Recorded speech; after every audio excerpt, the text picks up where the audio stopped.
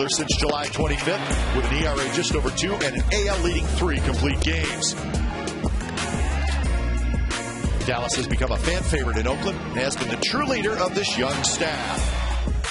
His numbers are even more dominating versus the Mariners this year. A career-high 10 strikeout performance in April and a complete Game 4 hitter last month in the Emerald City. The A's look for their 6th straight home win versus Seattle next.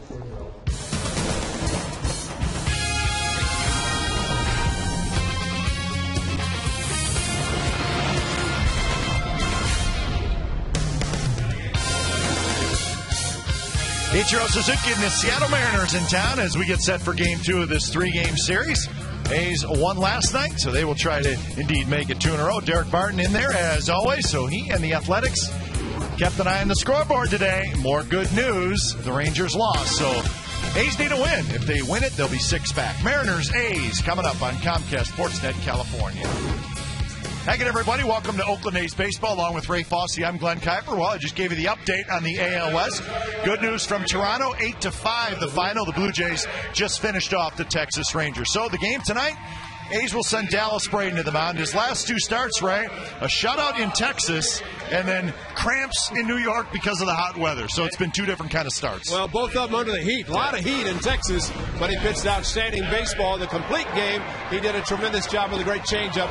Through 6 in a row to Michael Young, got him out. And in the 8th inning, going in, saying it game is mine, and indeed it was, as he completed the shutout against the Rangers. He got the job done, but unfortunately, when he went to New York, it was a little bit different story. The Thursday afternoon, about 95 degrees. He said for the first time in his career, he cramped up. He'd been hydrating a lot of water, but it just got him. Had to leave the game, picked up the loss. Of course, the A's were swept in that 4-game series. But Dallas Braden, a little bit different tonight, because we're here at Stockton 209 when he takes the mound. And it's about 55 degrees, so a little bit cooler tonight. Doug Fister is going to pitch for the Seattle Mariners. Now, Doug Fister does not have a very good record, but he's pitched pretty well against the A's this year. Well, just 4 wins, 2 against the Athletics. Matter of fact, his 3-1 career against the A's. For some reason, the tall one throws a very good fastball, as he has done on a couple occasions this year. Good breaking ball. He'll spot his fastball both sides of the plate. So I think it's time for Mr. Fister to give it up to the Athletics. I think he's had enough wins against the A's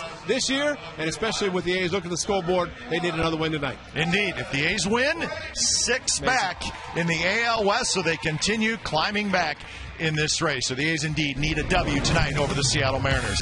Dallas Braden's going to try to get that W. We'll have lineups and first pitch when we come back to the Coliseum. Go A's, baby. Go A's. Go A's. Yes, I'm going.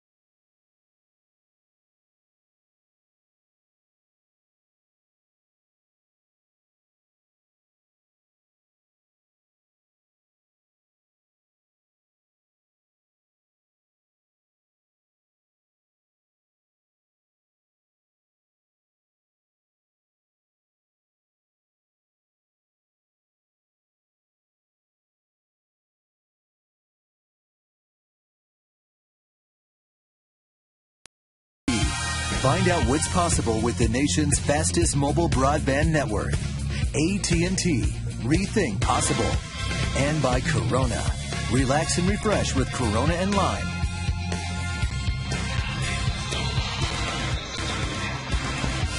Well, Kurt Suzuki and the Athletics take the field as Dallas Braden will be on the mound looking for his 10th win of the year. And there's the new guy, Jeremy Hermida. He was called up, and Jeremy Hermida is starting in right field tonight and hitting 7th. So first look at Jeremy Hermida. Game time weather brought to you by the Santa Cruz Beach Boardwalk. The admission is free, and the boardwalk is open daily. Cool 60 degrees, and been kind of overcast for the last couple hours. So it's a cool September night here at the Coliseum as the A's will try to make it 2 in a row over the Mariners. A's won last night 6-2, and they will try to win tonight and they get back to the 500 mark. And even more importantly, they'll pick up another full game on the Texas Rangers, who lost in Toronto. Seattle Mariners starting lineup tonight looks like this. Ichiro Suzuki in right, Sean Figgins at second, Russ Branyan in the DH, Franklin Gutierrez in center field, Jose Lopez at third, Casey Kotchman at first, Adam Moore will do the catching, Matt Tuiasa-Sopo is in left field, Josh Wilson is the shortstop. A's starting defense is brought to you by Black Diamond Brewing Company, Larish, Davis, Hermida in the outfield, Tollison, Pennington, Ellis Barton on the infield. Suzuki is the catcher. Braden is the pitcher. Dallas Braden making start number 25 on the season. Last 5 starts. You look at the record of 3-2. A very impressive 1.50 earned run average. Of course, as we detailed, he started his 2010 campaign against these Mariners right here at the Coliseum on April the 6th. Struck out 10. The A's winning the game in 10 innings. He went 7 in his season debut. 91 pitches. Outstanding changeup, and kind of game in which he had the Mariners hitters going back to dugout and talking to themselves. And that's what you like as a pitcher. If you can do that. So see if he can match that, come close to it. Help the A's get their second win against the Mariners. As well, first pitch of the ball game. Dallas Braden, Ichiro Suzuki is just a bit inside. So A's Mariners underway here at the Coliseum. A's are 68-69. So this is game number 138. 24 left after tonight. And there is the good news again from Toronto. 8-5 was your final. So the Texas Rangers have now lost 5 in a row. So, right, they have let the door open a little bit for the A's. Now it's up to the A's to take advantage. Absolutely. And any time a score is posted before your game begins, that's great motivation, especially this time of the year, to win and not just be happy to not lose a game, because you can't afford to stay at that point right now. Not surprisingly, Ichiro Suzuki swinging a pitch out of the strike zone. Once he gets to 200 hits, he might take a few more pitches and walk, but his goal, maybe the 200 hits, and that's why it's very tough to walk him. Sean Figgins on deck. The 3-2 pitch to Ichiro is bounced slowly. Ellis flipped to first, and that is out number 1. So the updated standings, 6.5 is the deficit. The Angels getting set to get underway tonight, hosting the Cleveland Indians. So 6.5 back. Are the A's still alive? What do you think the Angels are thinking? They're 9 back. If we would have just played a little bit better. Well, and they're still thinking there's baseball remaining. Sure. First pitch to Figgins, a strike in the outside corner.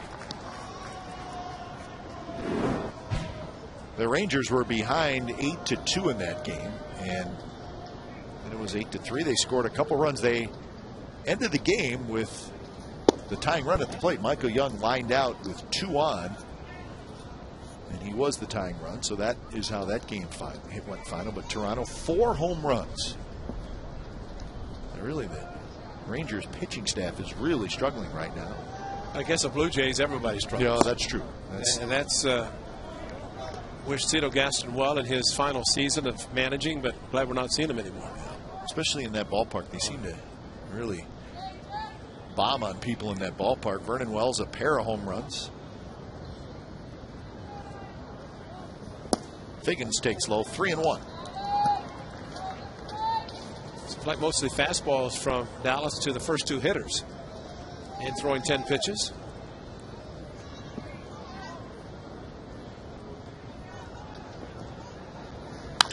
That one's off the end of the bat, on the ground to Pennington. That's out number 2.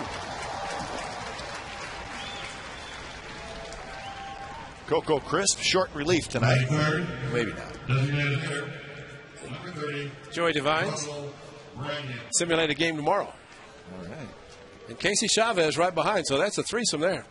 But Coco was scheduled to get last night off. Hit a home run, so he gets the night off, and he'll play tomorrow night. Branyan, a swing and a miss. So Rajay Davis back to the position of center field.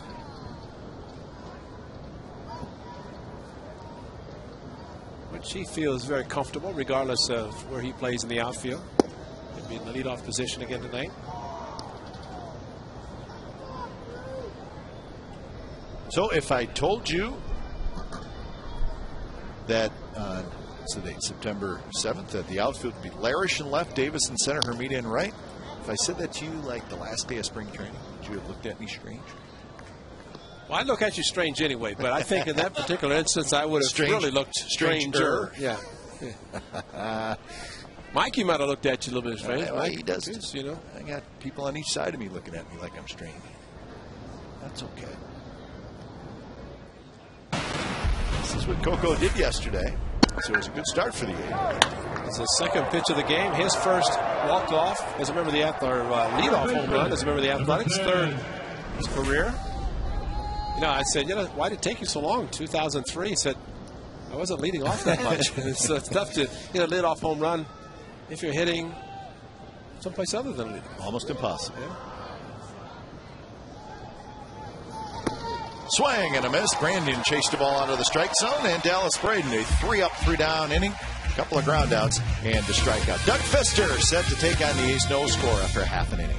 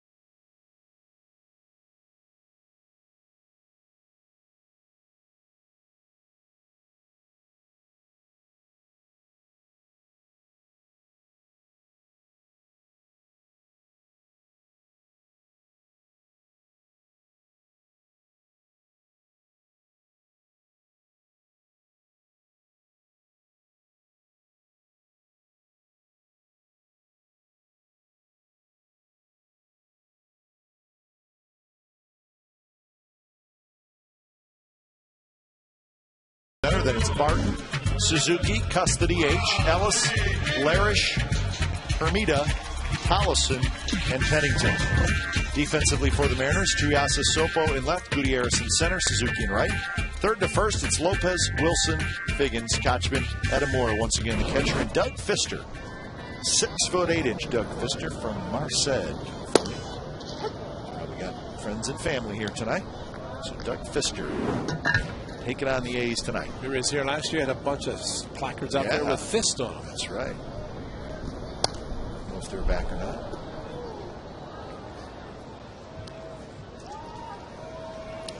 He's got to be happy facing the A's, considering the wins he has against the A's and not many against the rest of the league.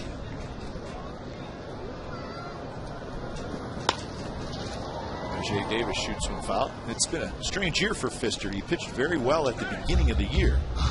On the disabled list, Ray's got one win in his last 16 starts, and that was the game against the A's on the 9th of August.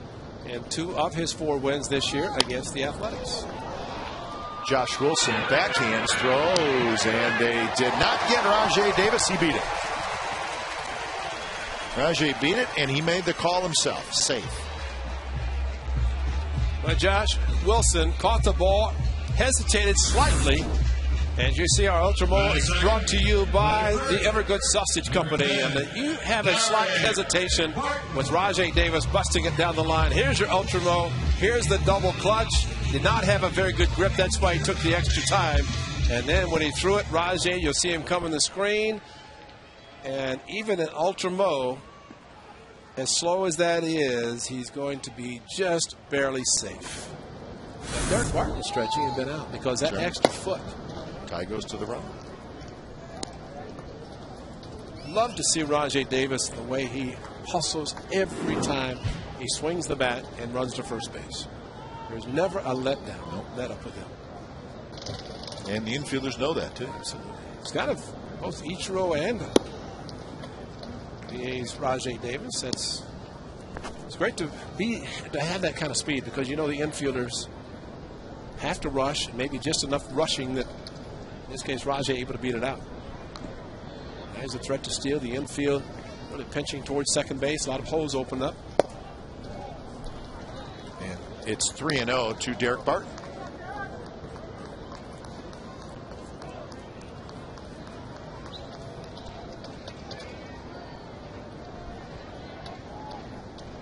Kurt Suzuki waiting in the on-deck circle. 3-0 pitch is in for a strike. So Pfister, in those 16 starts that we mentioned, he's 1-10 with 5 no decisions.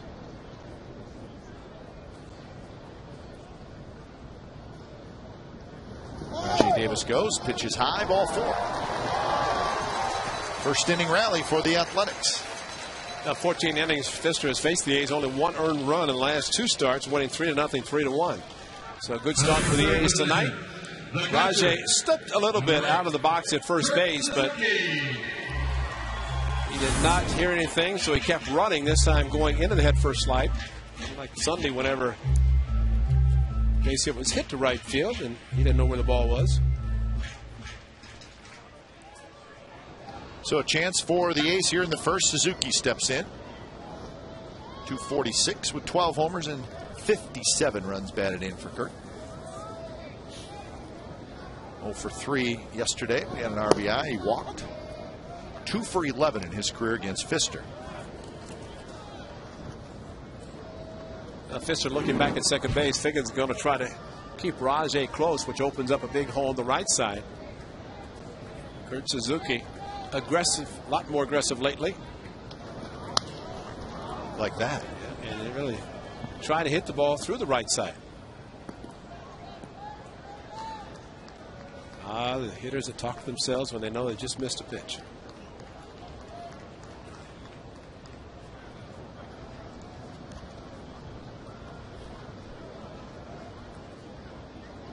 Oh, 2 to Kurt Suzuki with Jack Cust waiting in the on-deck circle. That one's high. The A's with a good home record, 41-28. We talked about that 500 mark, Ray. A win, they'll get there. The A's have been at 500 26 times this year. Good time to make it 27. Yeah, that's right. Well, you look at, of course, the A's trying to get to 500. The Rangers trying to come back to 500. Yeah, they sure are. So you look at the division. How many games is it going to take to win it? At this point, the A's don't care if they can just keep reducing the deficit. Well, Texas now just 12 games over 500 with their loss 75 and 63. Suzuki hits one to center field, hits it pretty well. Rajay Davis will tag. Both runners will tag. And Barton's going to try for second. He'll make it. Davis easily to third. So a very productive out for Kurt Suzuki. As the A's have a pair of runners in scoring position for Cust. Good swing by Kurt Suzuki, even with a couple of strikes in smart base running by both Davis and Barton. Probably for Barton, because this time Barton might be a little bit hesitant to try to go to second base. In this case, the ball hit deep enough, and Gutierrez got a very strong arm getting back to the infield.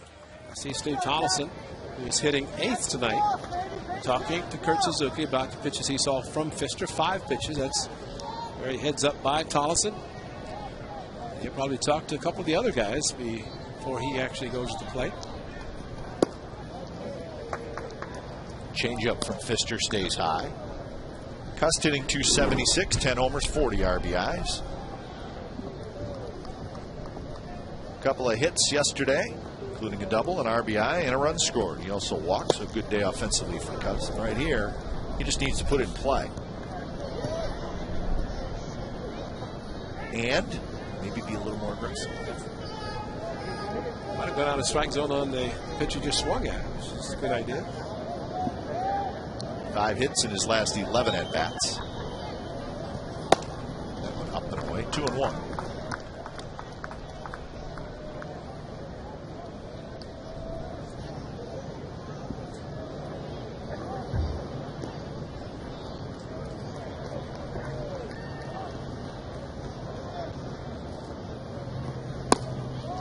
Changeup drops low, and it's 3-1 to Cust. Mark Ellis will be next. That's when you have to have a very good idea. Maybe the spin of the baseball as Ellie waits. But for a 2-1 changeup, Jack Cust took it almost like he knew it was coming. That's a very good take, and not being too aggressive and swinging at a pitcher's pitch. And that hits Cust. So a 3-1 pitch. Pfister trying to come in, and he gets a piece of Cust. So the bases are loaded. Yeah, it's 3 consecutive games that count has been 3-1. The hitter's been hit. So instead of a walk, it's a hit batter. Jack, with the ball hitting his right elbow, he would have preferred to get out of the way of the ball and take the bases on ball. I think Adam Moore would like to have that be the case too. His ball hit him when he reached for it.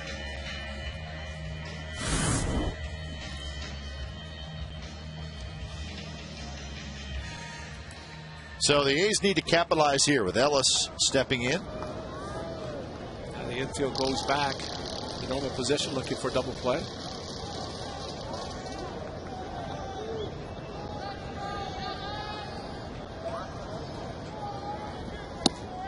Fastball just a bit high. Davis at third, Barton at second, Cust at first. Ellis hitting .263 with 3 homers and 35 runs batted in. 2-0. So the A's being very patient with Pfister. They've seen him lay off that. He's got a good changeup. The A's have laid off it in the early going. And a good slider, sharp slider. The A's seeing him for the 4th time this year, and that's something about playing within the division and all the games you play. And you have all the Adam Roden video and DVD set up with all the Pfister pitches against the hitters. And ideally try to pick up the spin of the baseball, especially the slider and the changeup. And be aggressive and get the fastball. Rob Willis, a pitching coach, out to pay a quick visit.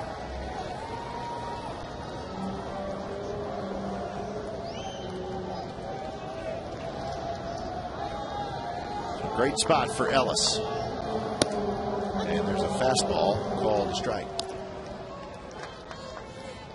Joey Crawford at that time liked the high strike. He had not called a few of those tonight.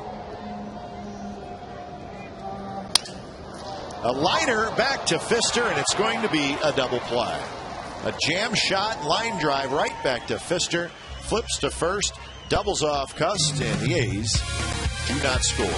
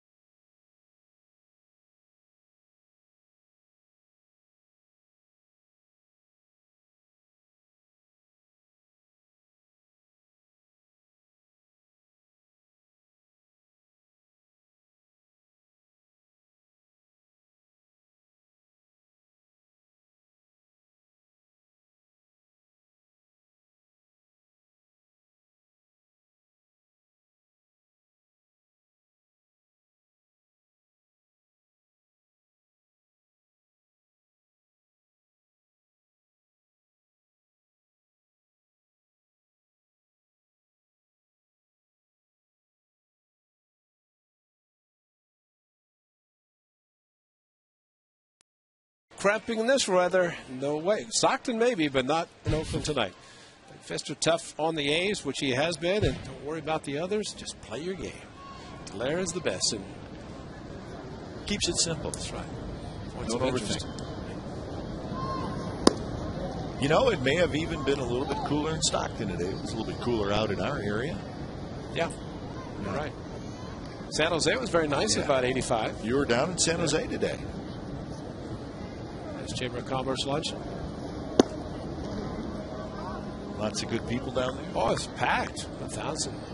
At least 1,000 people in the Fairmont Ballroom.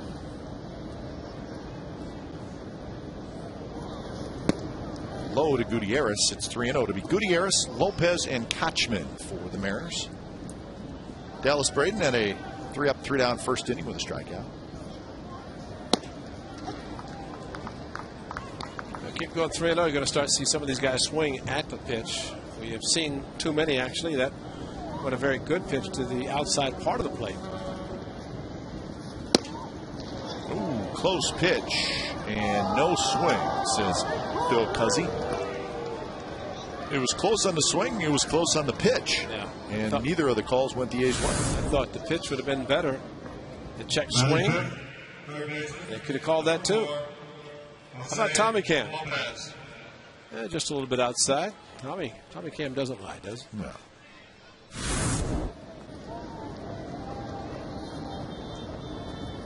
A short lead by Gutierrez. Not surprising there. Fastball in the inside corner, strike.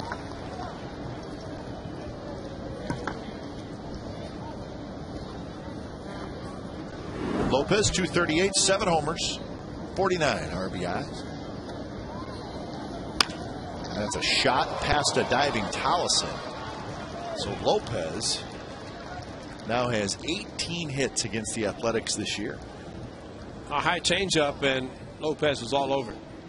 First pitch fastball, then it went changeup, but the location really helped. And Steve Tolleson, just no chance. Hit too hard.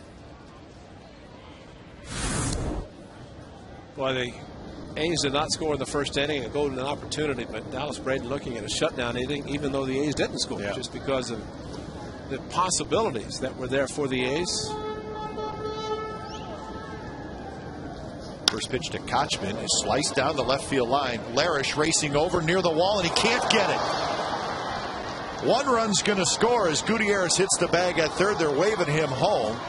He's going to make it. The throw sails past everybody. It's rattling around by the on-deck circle, and that's going to allow both the runners to move up. Lopez, the runner who is now at third, was standing at second base when that ball hit the wall, and he didn't go anywhere. And he was not going to go anywhere till the overthrow. And probably could not, because I think Gutierrez was going back to second to tag. He thought Larish was going to catch the ball. It just kept slicing away from him. So the reason two runners didn't score easily is because Gutierrez was standing probably at second and Lopez couldn't go anywhere. And then the overthrow, just a good throw to the plate, would have kept the runners at first and second, with the overthrow, and it's probably Aaron Pennington, I would think. Yeah, it's a single RBI, E6, so a very odd play. But I guess you're right. You can't really fault Lopez. He's looking at the runner ahead of him who's coming back toward him. So the air indeed is on Pennington. Here's Adam Moore. So it sets up second and third and nobody out with a run in.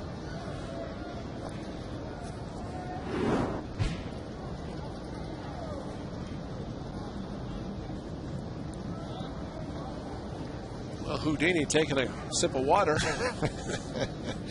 He gets the Houdini Award in the first. And Moore fights that off. He's now behind in the count 0-2.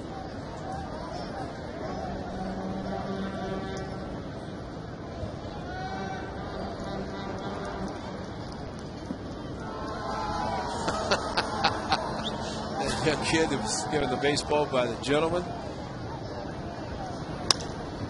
That one's looped. Right center. Rajai Davis racing over. He's got it. Lopez will tag. he will come in to score. So it's a sacrifice fly for Adam Moore, and it's a 2-0 Mariners lead. I love it. Well, Moore swung at everything he saw from Dallas Braden and then got the changeup, just reached out and tried to protect, and he did. And deep enough to score the runner from third base. That is Lopez scoring, and fortunately, at least the other runner could not advance to third.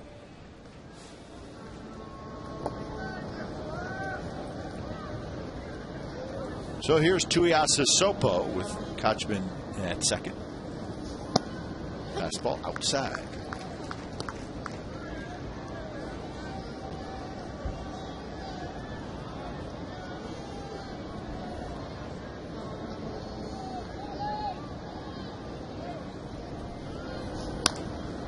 Good pitch there as Braden went with a fastball, got right in on the hands of Tuiasa Sopo.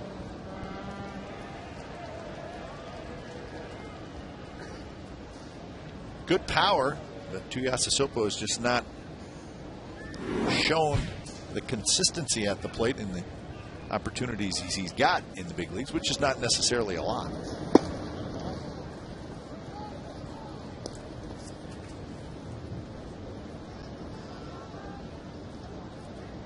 Josh Wilson, the 9th place hitter, waits in the on-deck circle. A couple of runs in for the Mariners here in the second.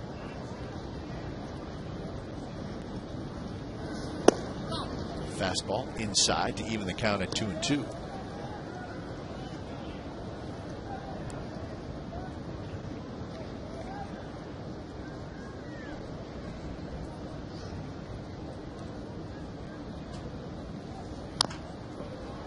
Slowly hit. Tollefson, bare hand, throw to first, not in time. Tuiasa Sopo running pretty well for a big, strong guy, and he beat it out. Tollefson made the play as well as you could, considering he was playing back with a couple of strikes on the hitter. And big swing, not hit very hard, and the depth of Tollefson just enough to allow Tuiasa Sopo to beat it out. Even though an excellent stretch, great play, bare hand, and the important thing here is to make an accurate throw, which he did, especially with the runner going to third base. Take the chance, rush the throw, and you overthrow the first baseman, and run's going to score. At least the double play remains in order for the Athletics. So Braden needs a big pitch. Josh Wilson is the hitter. Fastball inside, corner strike. Wilson did not like the call.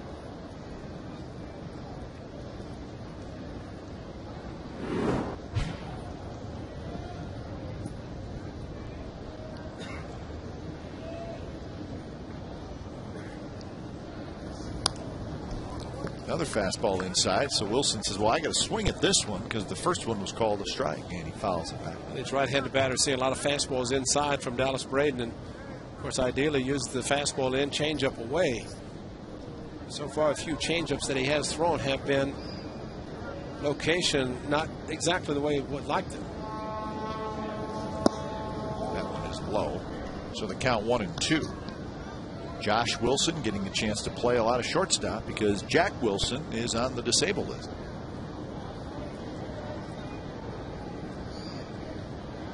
There's a quick throw, and just getting back is Tuiasa Sopo. Well, if nothing else, Braden has his attention.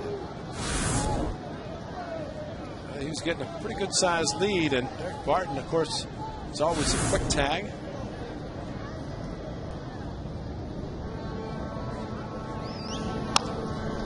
Little looper, center field, and that's going to drop in for a hit. Trotting home is Kochman, and it's 3-0 Mariners with just one out here in the second. So a changeup, but Wilson just kind of reached out and poked it into center field.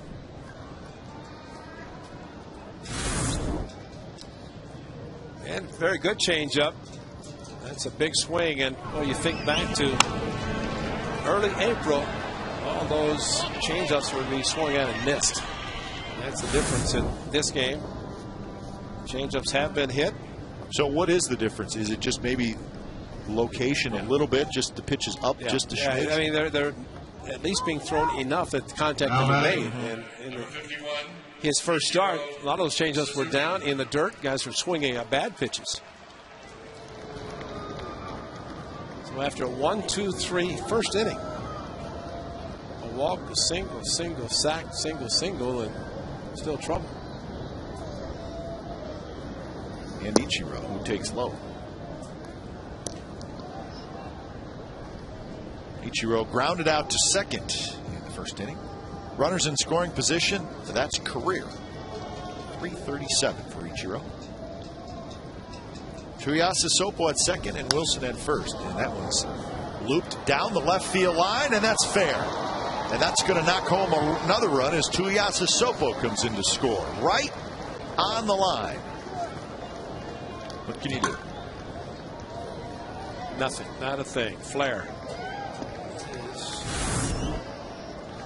Mariners a lot of credit. They're running very aggressively on balls that sometimes you see the runners be a little bit reluctant to try to take the base. He could not have thrown this ball out there more perfectly on top of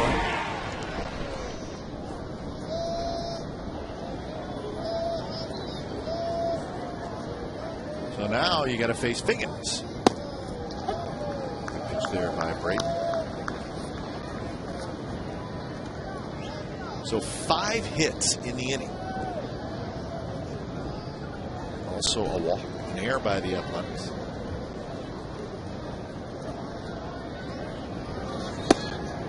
And that almost hit Figgins. Pulls back out of the way.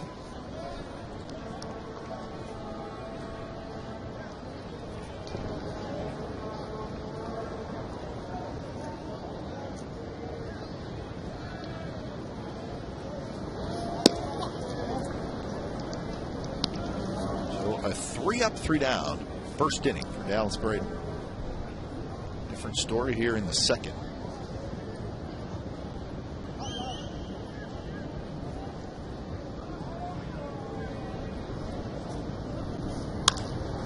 That's a base hit. Rajai Davis plays it on one hop. Josh Wilson's going to be held at third. So the bases are loaded. Still 1 out, and Brandon's coming up. Another ball off the end of the bat. Yep. Another changeup. This is a pretty good changeup, although it's about knee high. And again, it's a tough pitch to throw and try to get it thrown in the dirt. But Rajai Davis charging the ball very well, and at least the runner held up at third base. Hayes can still try to get out of the inning with a double play, strike out, get the out, and try to stop the bleeding. Brandon struck out swinging in the first inning. He takes a fastball just a bit inside. 9th man to bat for the Mariners here in the second. Wow, 5 for 5. That's a strike. Think if the 3-1 pitch had been called a strike to Gutierrez on a check swing or That's a strike. Right. That was the first hitter of this inning. Ross Wolf starts to throw.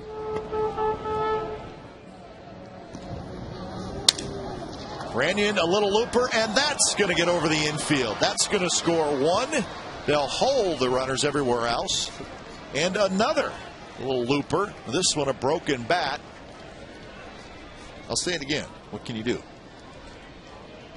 I mean, that was a pretty good pitch. Brandon got jammed. A very good pitch. The fact that it broke his bat. Look at all the splinters in high definition. Unbelievable. This time the runners had to hold up. Ultra Mo will show all the splinters of the bat. Little ones, big ones.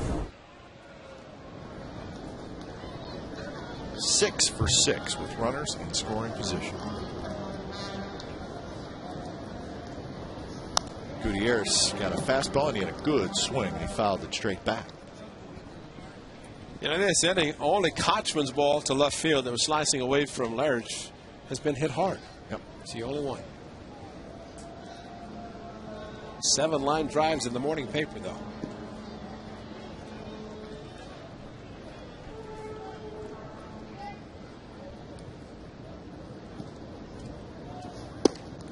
Strike called inside corner. Ichiro's at third, Figgins at second, Branyan at first.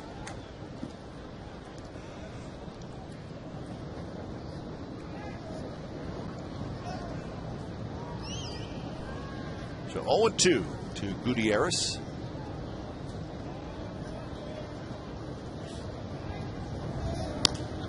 This one's popped up. Barton racing over near the seats, and he cannot quite make the play. Goes right into the first row.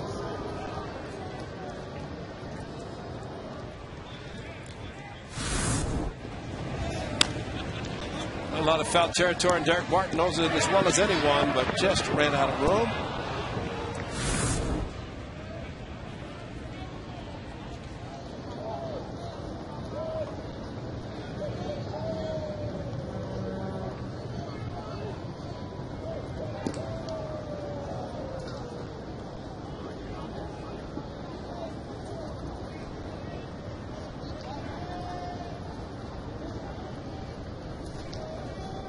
Oh-2 pitch, swing and a miss. He struck him out. Good changeup there. Now that's the one. That is the changeup he's been looking for tonight.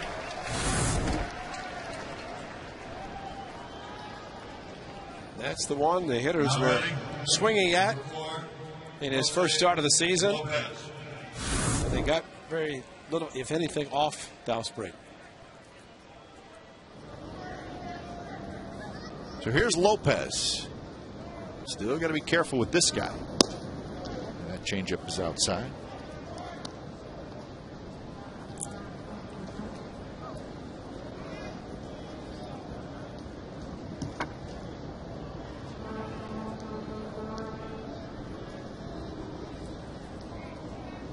Lopez, a very aggressive hitter, and I think even more so in RBI situations. He does not wait around.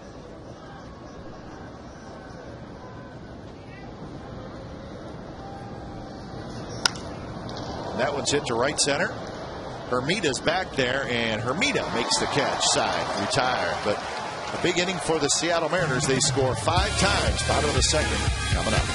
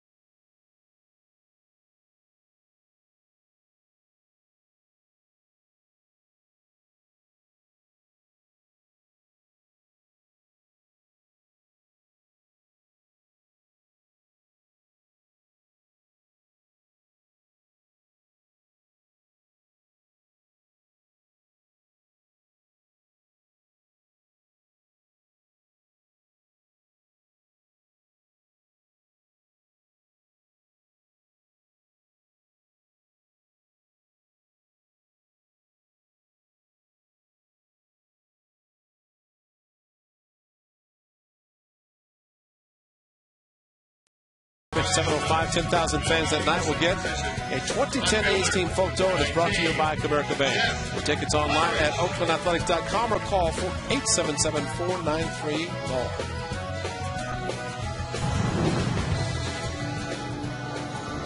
Well, the bad news is it's 5-0. The good news is it's just the second inning. A's have plenty of time to come on back.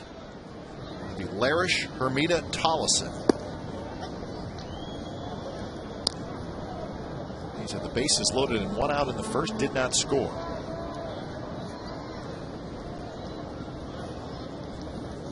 Larish takes outside. 1-1. Larish hitting .213. A couple of home runs and 9 runs batted in.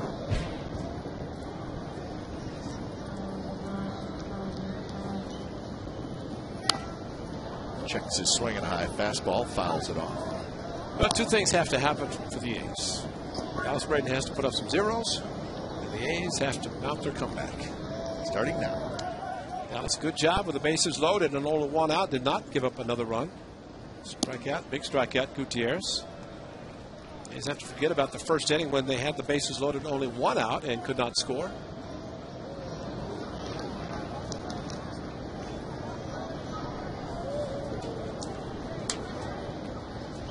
Two pitch.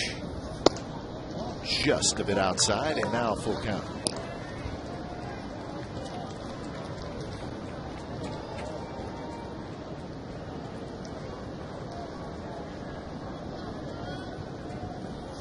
Swing and a miss, and that is strikeout number 1 for Fister.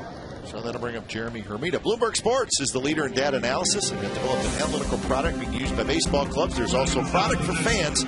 Improve your fantasy player. Track your favorite players and teams. Go to BloombergSports.com for details. So here's our first look at Jeremy Hermida. Left-handed hitter. First pitch is outside. So Jeremy Hermida, he signed him to a minor league contract not long ago. How about the 3rd of September? Numbers for the Boston Red Sox here this year in 52 games. Got a chance to see him briefly. He's with the Red Sox. Had some decent years with the Florida Marlins. He was a first-round draft pick of the Marlins.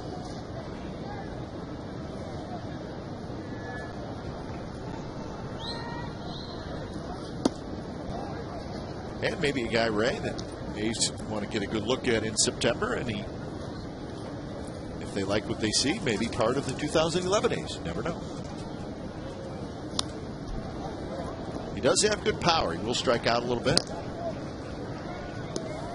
His best home run total was 2007, and that was his best year. 296 with Florida, with 18 homers and 63 RBIs, and also 32 doubles. Decent production. Had 17 home runs in 08, 13 home runs in 09. Takes the fastball high, and it's a 1-out walk. So Hermida's first at bat as an Athletic is a base on ball. A's host the Mariners tomorrow night, 7:05, and it's the next Double Play Wednesday. It's brought to you by Plaza. Plaza Reserve and outfield tickets for $2 and hot dogs for just $1. Order tickets online now. OaklandAthletics.com or call 877-493-BALL.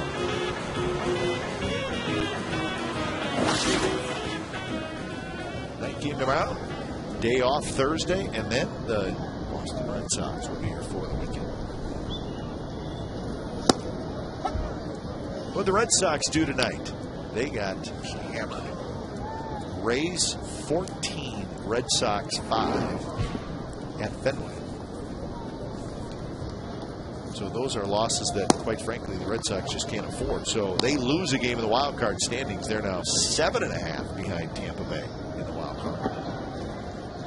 In between them is Chicago.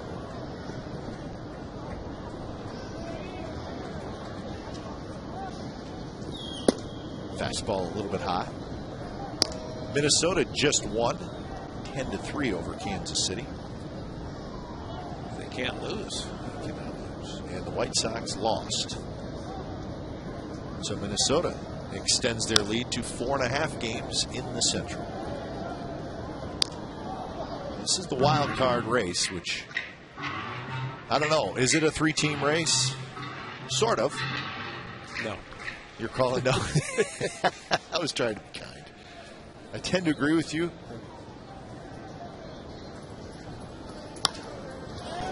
Shallow right field. Ichiro coming in to play it on a hop. Touche. Tolleson has a base hit. He's had a rally in the first, could not score. They got another one here in the second. 2 on, 1 out for Pennington. Well, if Ichiro can't get to it, not many can. Tolleson jam, fastball running in on him. Make contact, anything can happen. And Ichiro smartly playing the ball on the hop. Step on the 20-yard line, so he was able to get back. Claywood's done a great job getting this field looking back to normal. Yeah, it looks very good. You're right. That shot you can't even tell. Although high definition, you probably see a few lines.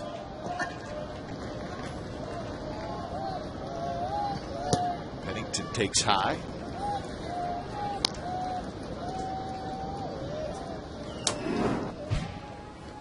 So Hermida at second with a walk. Tolleson at first with the base hit. Mariners play Pennington straight away in the outfield. Drives that one to center. Gutierrez back. He's a very good center fielder, and he makes the catch on the warning track.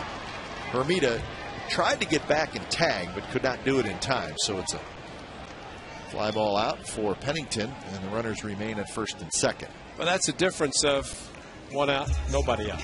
And the first inning, nobody out. The 2 runners tagged up, but actually with 1 out, you go halfway. The worst thing to happen on this play, and you know, he really didn't know if Gutierrez 100% was going to make the play.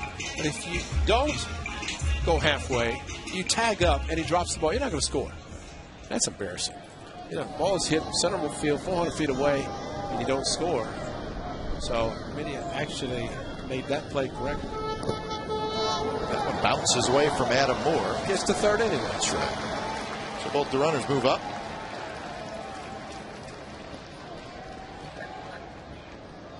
It's ruled a wild pitch on Pfister.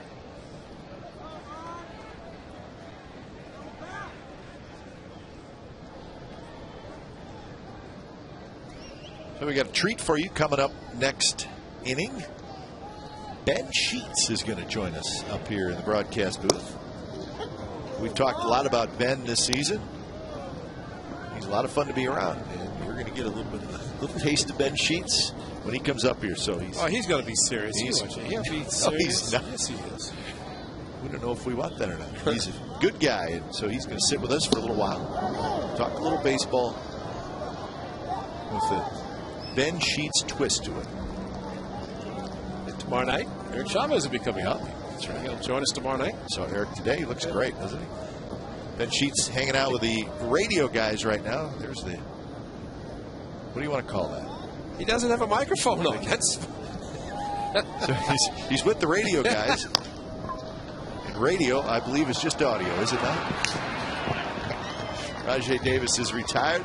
The A's strand a pair, and we'll have Ben Sheets on our air, and he will have a headset on and a microphone. Trust me.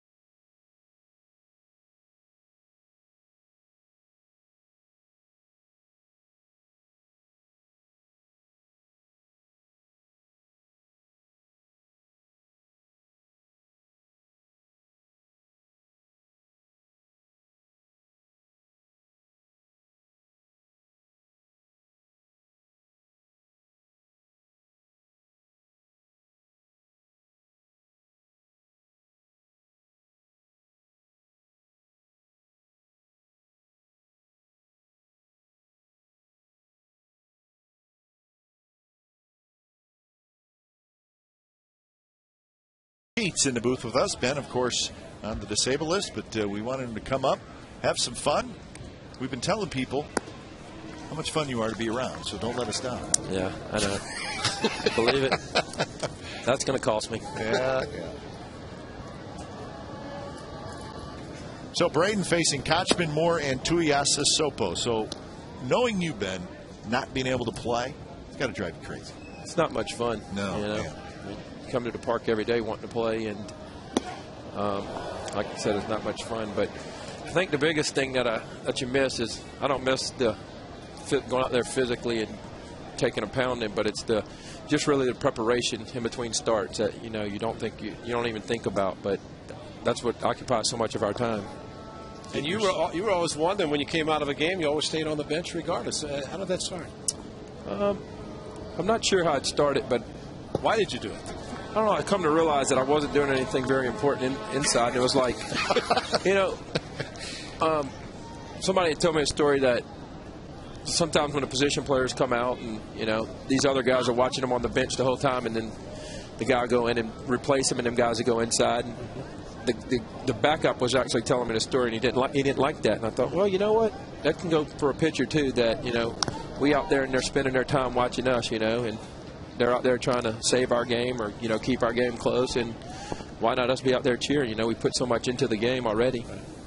You didn't care that much about the spread. They have to go out and get it before everybody else. Yeah, they might have been a little hungry, but it's actually kind of crazy how much feedback of people do enjoy that, including the teammates. And I know bounces it to Barton, and that's out number one. Nice. I know sometimes, like in baseball, people leave the night before if they got a day game, or fly back before the team sometimes. And I'd never done that. And actually, the other day I was watching the Twins game, and they used their next day's starter and the starter from 2 days before that in that extra inning affair. And I try to tell them, American League's a little different, but we'll worry about tomorrow. Yeah. That's true. And if Blackburn would have went home, he wouldn't have been able to get in that game. That one's driven to left center, and that's deep. Adam Moore has hit one out. Long one by Moore, and it is 6-0 Mariners. Home run number 4 on the year for Adam Moore. You ever seen so many bloop hits in one inning the Mariners got last night? I was shocked. I was just saying to myself, up here you really can see the bloop. And this is not though. I mean, 7 or 5 of the 7 was almost the same hit in different places. So maybe going inside with a fastball, he stayed in quite a bit the first 2 innings, and that time Moore looked for it inside and turned on. Lady didn't even move and got a souvenir. It's weird to look out there and see Dallas come and set at the 50-yard line. Yeah, right at the 50. He's inbounds. Yeah, inbounds, both feet. You should have seen it. Lucky this ain't college. Should have seen it on Friday when we came back. Those lines were very obvious. I'm sure it's tough on the ground screw, but they do look like they do a great job. The playing surface is as good as it can be. Put in a lot of time and effort. It's Clay Wood and his crew. Probably spend a little time down in their little cubicle down in the dugout. Yeah, great people. They, like I said, they put in a lot of work. Got a lot of people in this organization that put in a lot of work that don't get the credit. But it's a lot to our organization to make this thing run. Well, you have to tell us about this contraption on your right arm. I borrowed it from Barry Bonds. He used to bat with it. That's a great point. We got the Tommy Cam. You can. What is this? What is this about? They're going to give me some range of motion in about a week and a half, which I'll be locked down another week and a half, which will make it about 6 weeks. You need to be locked down. Yeah. That's what my wife keeps telling me. Hi, Julie and the kids. And then eventually they give me a little range of motion, and little by little until we get it back. But we're just trying to keep it protected and let that flexor tendon heal on down. And you always hear about the UCL this, UCL that. And it's crazy because I repaired my flexor tendon and the Tommy John ligament, and the only thing Dr. Meister's worried about is that flexor tendon healing down again. He knows that UCL is going to be fine. Now, interesting you say the flexor tendon, because Joey Devine, who had Tommy John, the flexor tendon, he said, is what's been bothering him, caused him to stay on the DL and miss basically another year. Everything works together to stabilize your arm. If one's lacking in strength, the other one's picking up the brunt of that. And I think that's probably what happened to mine. That flexor tendon just was never fully healed, and that UCL took the brunt. And you go out there and think it's going to get better. I thought it was going to get better the whole year, and I was getting better, but it just never took that turn. And actually, it didn't hurt any worse at the end. I just looked down, and my arm was swollen, and I went in and talked to our trainer, Steve Sales, Soupy, and I go, look, my arm's swollen. He goes, whew, that's not good. And I thought, oh, yeah, maybe a little forearm strain or something. And when he called and told me, I had no idea. I've never believed that, and it was kind of I can say it was kind of disappointing. It was very disappointing. It wasn't something that I had opportunity to pitch through or let heal. It was just like all the way back to square one, and definitely not getting younger, in this game. I'm not old by any means, but I'm not getting younger. To rehab another year, it's going to be tough, and we'll see, Ben, you had some good starts this year, but was this something that was bothering you early on, even where you knew maybe something just wasn't quite right? It had never felt great all year, but it had never developed anything worse. So I was like, all right, whatever. This is what it's going to be this year, because I've heard that first year back's, kind of a pain. I'm just like, all right, I'm getting through day by day, and it just never took a turn. And at the end, it took a turn for the worse. I'm a little bummed. Like a big leaguer walking off. Yeah, I got the big league look sometimes. Were there pitches that had bothered you more? Did it bother more throwing a curveball or the changeup or anything like that? In Boston, it bothered me to throw the changeup and turn my hand over. And I started throwing some cutter that didn't cut and started making stuff up. And, this year was very rewarding in a lot of ways, is that I went out there with the stuff I did, was capable of keeping us in the game. But I don't think they got the guy that they were looking for, on the mound. And definitely not the guy I thought I would be. With the stuff I'd go out there and I was capable of keeping us in the game, but I wasn't capable of winning the game really for us, meaning going 7 or 8 scoreless or even going to 9 inning. And with this team, the way we're built is like the starter or the pitching staff's going to have to win the game and the offense is do enough, and I didn't have that capability this year, and it was disappointing because I know the guy I wanted to be and the guy that I should be, and it just never come around. I wasn't that guy this year, and attribute some of it to, the year layoff, and at the end, some of it to the injury, but starts right before I went on DL was some of my better starts. With the velocity, which fluctuated considerably, and I think that was a surprising thing when we look on the board and see sometime 86, 87, and occasionally 92, 93, 94. Was that something that was by design or just happened? No, I was a 2-pitch pitcher my whole career, and I've had a lot of success doing that. And I didn't have the capability to be that guy, There was a stretch of 3 or 4 games whenever we went to Texas earlier in the year. That game in Tampa, after I got hit pretty well on that road, or really well on that road trip, that I thought I lowered my arm angle and the ball, I had a good whip of my arm and the ball started jumping out my hand. For about 3 or 4 games, it jumped out my hand, and then when I went to Boston, I tweaked it and just went back down, like you said, to 86, and I just couldn't put anything extended together. It was very frustrating, But great thing is that I was on this team. We got a great team, great group of guys. Very understanding, I think they realized that I was giving my best effort, I just didn't always have what it took. And we all go out there and, we're a team, and we won and lost that team, and nobody pointed fingers, and that makes it a lot more fun to come to the ballpark. Did the fact that you've always been a 2-pitch pitcher, fastball, curveball, mid to upper 90s, great hook, and you could deal with that. The fact that you're throwing the cutters, the other pitches, and we talked about this before, when you do come back, is it something you will incorporate into your pitch selection, or is it you try to go back to the 2 pitches? You try to be who you are, and then if I could be who I was and then add to it, would be great, But you have to stop now. We're going to commercial break. All right. Well, we're going to bring Ben Sheets back for the bottom of the 3rd inning, a run on the Adam Moore home run for the Mariners. Yeah. Ladies and gentlemen, it's time for the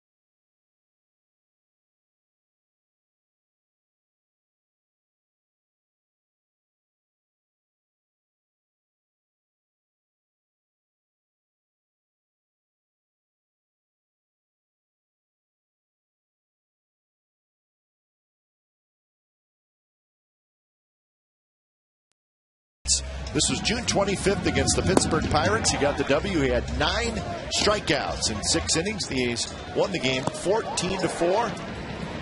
That was a good day. So 9 punch-outs in 6 innings. Looks like you had it working that night. Wins are always good. You've got a giant appetite. It's got to be Nations. That's the game we say, give me the ball, and give me the ball. Did it, huh? You'd ask me if I would incorporate my some different pitches, and I was saying biggest thing this year was my location was so bad. If you watch our other guys pitch, and I think that's probably why they made that big jump, is their location has been so good. It's so fun to watch them guys pitch because they're not mission locations, and they're throwing pitches all throughout the counts. You don't really know what they're throwing. And them guys have been a blast to watch and to work with.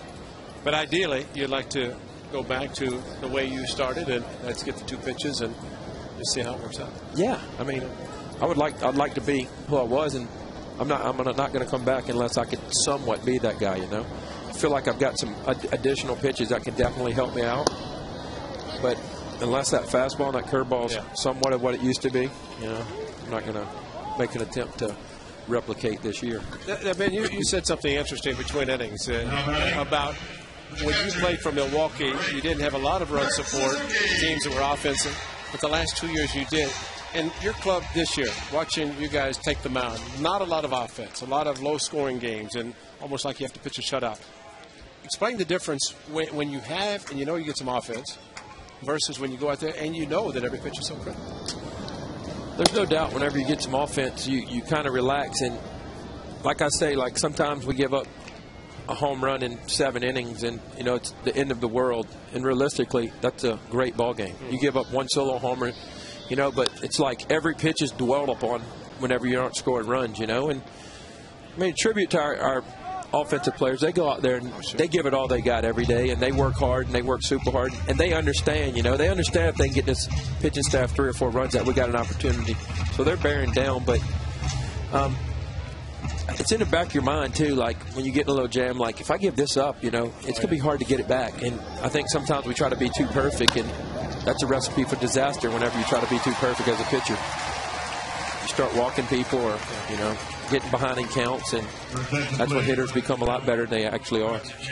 But Ben, you played most of your career, obviously, before coming here with Milwaukee. You're from Louisiana. How much have you enjoyed your time in Northern California, which is quite a bit different than Milwaukee and Louisiana? I've had a great time. I've had a great summer. The weather's absolutely beautiful. It's cold, but it's refreshing when you get here and you get to play in this. And when we get off the plane from hot road trips, it's nice to come back here.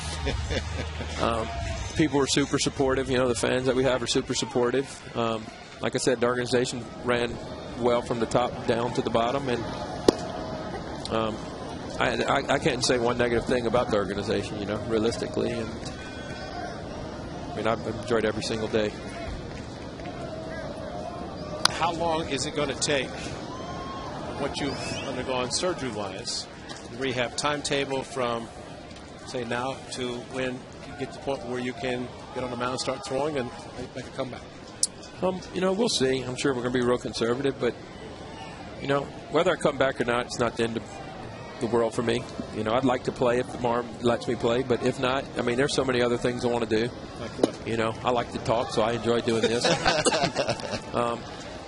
I think there's something to be said about coaching. I enjoy little kids a lot. I don't know if I'd rather coach high school ball, college ball. Think about maybe trying to get a degree, maybe some kind of online, so I have an opportunity, to coach college later if I wanted to. But there's some other stuff I want to do, and the satisfaction I get out of, helping others is, I think growing more by the day, more by the year.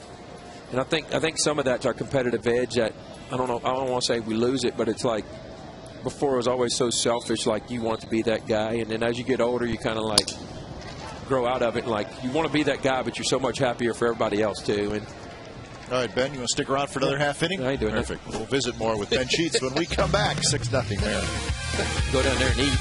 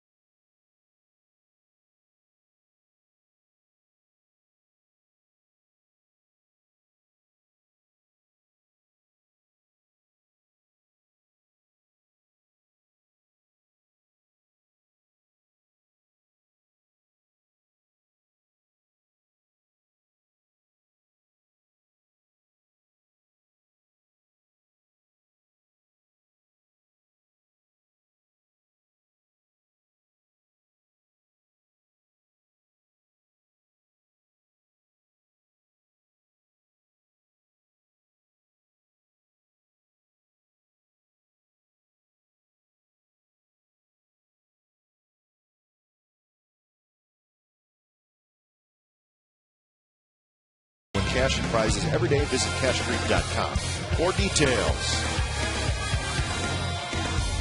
Top of the fourth inning from the Coliseum. The Mariners with a 6-0 lead over Dallas Braden and the A's. We continue our conversation with Ben Sheets, who's been kind enough to come on up and chat with us for a while. Did you say you had nothing else to do?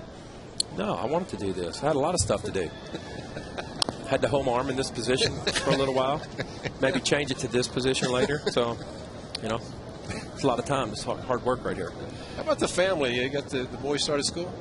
Yeah. Both boys started school. My 3-year-old thinks he's in school, but I don't know what it is. But he wants to do his homework. I don't know why. He don't have any. But it was crazy because Seaver grew up around the game in Milwaukee. My oldest, who's 8, and he really missed after Tom Seaver, and he really missed he missed it last year. And my youngest hadn't really got a chance to enjoy it like you've seen him enjoy it this year. My youngest is Miller, who's 3, and he fell in love with it coming to the field, so he got to join the big boys, and very special to bring him out here, and enjoy this with him. And I think you realize that you won't have this opportunity all the time, and I think Seaver's starting to understand how special it is to be able to come to a big league ballpark, here and on the road. And, you get to hit a ball off of Green Monster or hit a ball off of the Ivy in, Chicago, and stuff like that's cool, and stuff that other kids don't get to do, and I think he's starting to understand that. Well, I see the oldest one take batting practice with you out here one day. He's got a pretty good swing. I think his swing's better than yours. It's better than mine, but that ain't saying much. He's getting better, He's still under the impression that you can be awesome without practicing too much. So, but he likes it, and, he does a good job. He holds his own. And the little one's always at his ankles holding his own, too. So it's a lot of fun having him around. Slowly hit toward Ellis. And I would imagine having 2 little guys like that comes into play big time when you have a decision to make on whether you want to keep playing.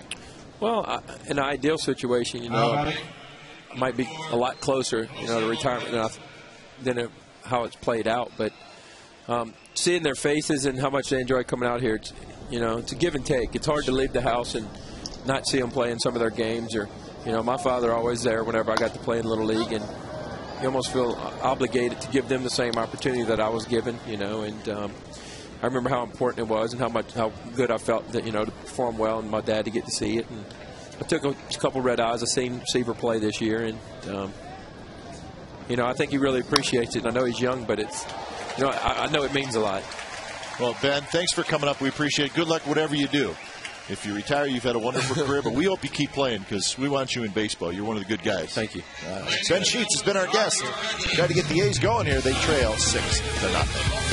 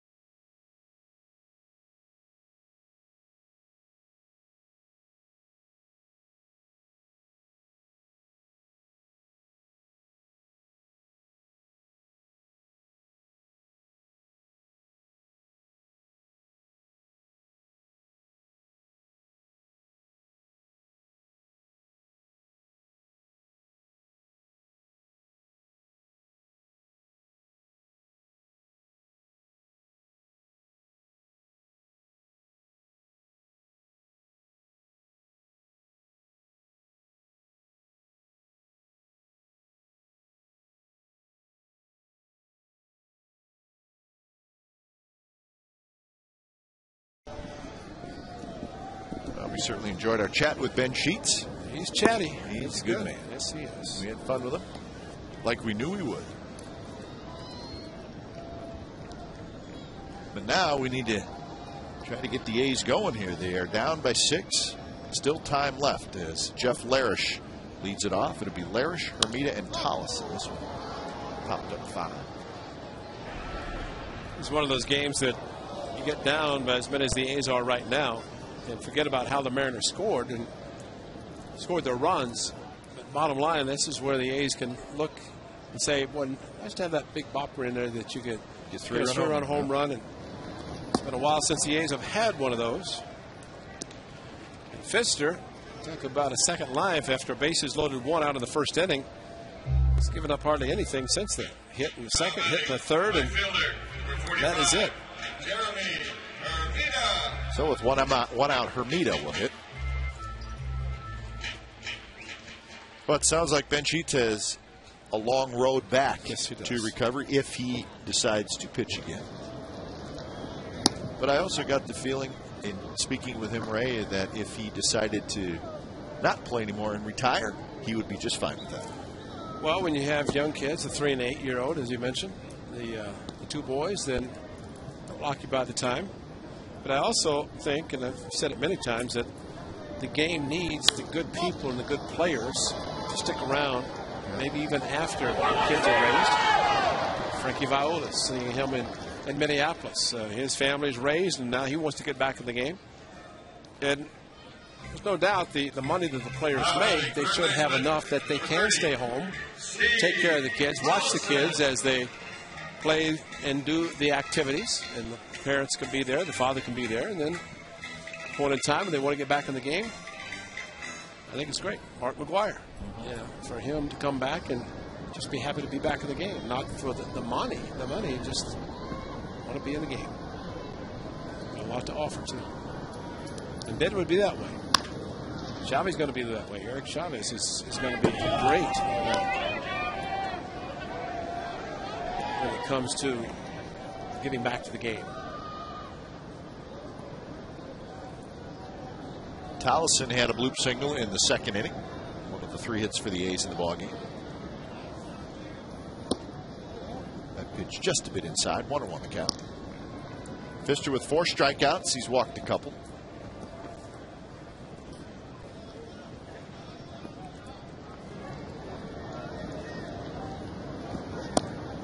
Change up, and that stays high.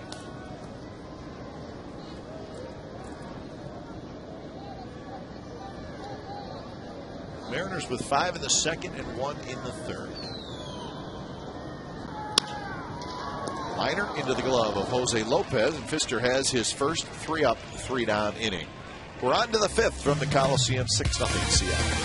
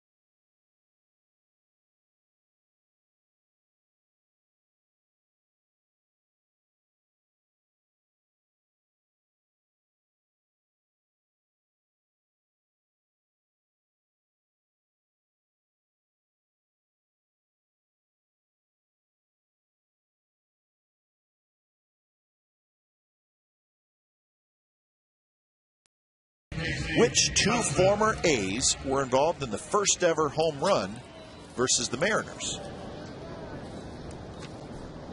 Which two former A's were involved in the first ever home run versus the Mariners? Go back to 1977. All right. First year.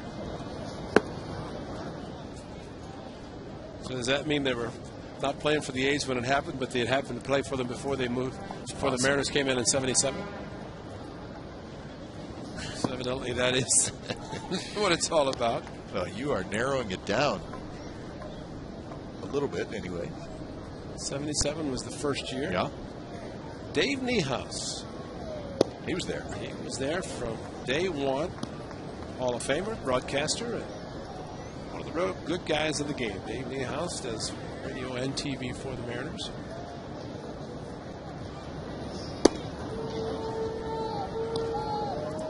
They don't do the simulcast that Vin Scully does. No. Vin will do the first 3 innings. There is the Hall of Famer, Dave Niehaus. Down in Southern California, and Mariners came to the league in 1977. He came there, and he's been there ever since. Rick Riz, alongside Dave Niehaus, Dave Sims, and Mike Blowers on television. Ford Frick Award, 2008, and very deserving for Dave Niehaus. It was the Mariners and the Blue Jays that came into baseball in 1977. Both American League teams.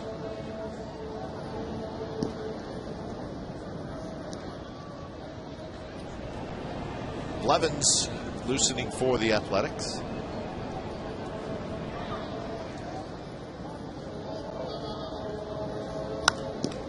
Reached for and popped up. Kurt Suzuki flips off the mask.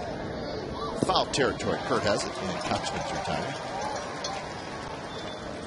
So that's out number 1 here, top of the 5th. Gary Radich, Tony Bruno give you a new way to wrap up your sports weekend. Tune in to the premiere of Sunday Night Wrap this Sunday, 9 p.m. on Comcast Sportsnet California. Gary and Tony together on TV for the first time. Radich, Bruno, sports knowledge. They're full of it.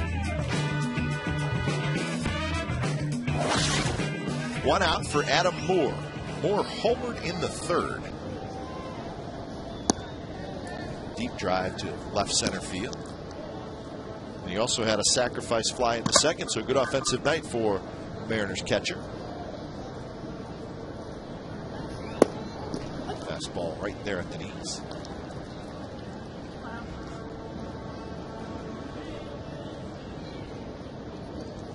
Tuyasa Sopo in the on-deck circle. Rajai Davis back into his left, over the shoulder grab by Rajai Davis for out number 2. Davis tracks it down. So Dallas Braden, you said it, Ray, what he needs to do after that very, very rough 2nd inning, give the ace some innings, and he has certainly done that. He's thrown 93 pitches. And as refreshed as he is with this cool weather tonight, Blevins listening in the bullpen. Might be his last inning as he's approaching 100, but try to beg for at least another.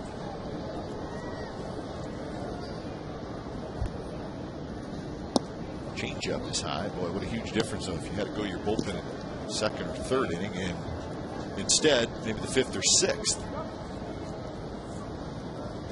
Plenty of arms down there. Soft line drive. Mark Ellis has it. And how about that? Dallas Braden has retired 8 in a row. Bottom of the 5th coming up. 6-0 Seattle.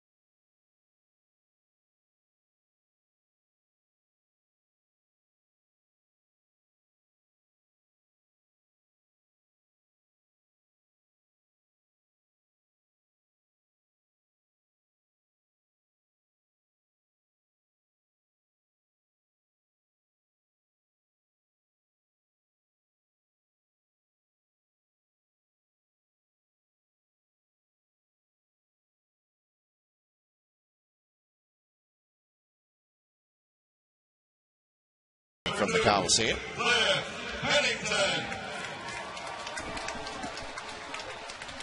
So the A's, lots of work to do. As Pennington leads it off, he'll be followed by Davis and Barton against Doug Fister. Fister's retired 5 in a row. He has 4 strikeouts in the game. He has thrown 70 pitches. Most of those coming in the first inning. The goal for the Athletics is, all right, guys, let's put a couple of runs, just get the Mariners to think about it. Keeps putting up zeros, then he's just going to keep gaining the confidence that he can just go through the lineup, which he has done already a couple of times this year. Pitched well against the A's, and I'm not surprised to see him get out of the tough first inning, settle down.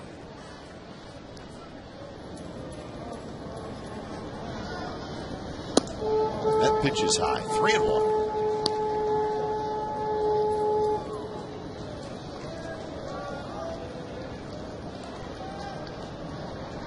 Pennington trying to get aboard.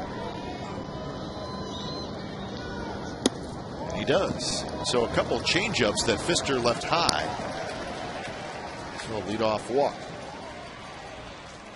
That gets us to our AT&T trivia answer. Which 2 former A's were involved in the first ever home run versus the Mariners? Joe Rudi homered off Diego Segui.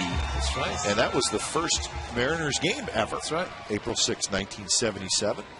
So Rudi, of course, terrific career with the Athletics. And Diego Segui. He must have hit off Diego Segui. He was a strong hombre. He was very strong. David Segui, son. Yep. Diego with the Kansas City Athletics. And Joe Dallaire informs us April 6th is Joe's birthday when he hit the home run. Oh, birthday today. All right, thank you, Dallaire. That's a base hit. Rajai Davis finds the hole. It's a good start for the A's here in the 5th. So Joe Rudi's birthday today. Modesto original native up in Oregon. Happy birthday to Joe. He may be watching. First baseman, number 10, Derek Barton. 77, was that his first year with the Angels or his second year? Well, 76, everybody was here, and then So 77, he signed the contract. Yeah, yeah. Got through the free agent year, or became free agents.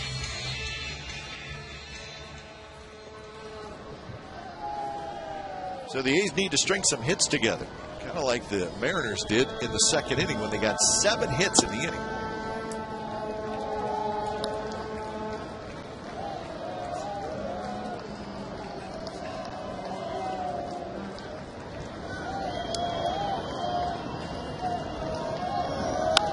Barton pops it up. Moore coming back, and it's into the first row. Derek Barton came up in 2007, had a very good month of September at 4 home runs. So this is a good month for him. See if he can have an even bigger one. 3 home runs on the last road trip.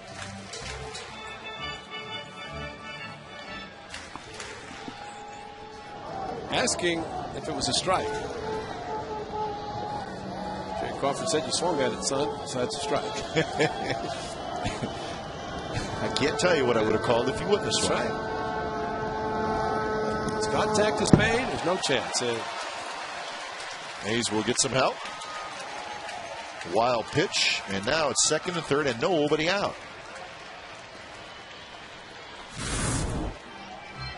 Well, the curveball, and you mentioned Fister throwing the changeups and walking Cliff Pennington, 3-1, 3-2 changeup. He has a lot of confidence in the pitch. But Pennington did not offer at it.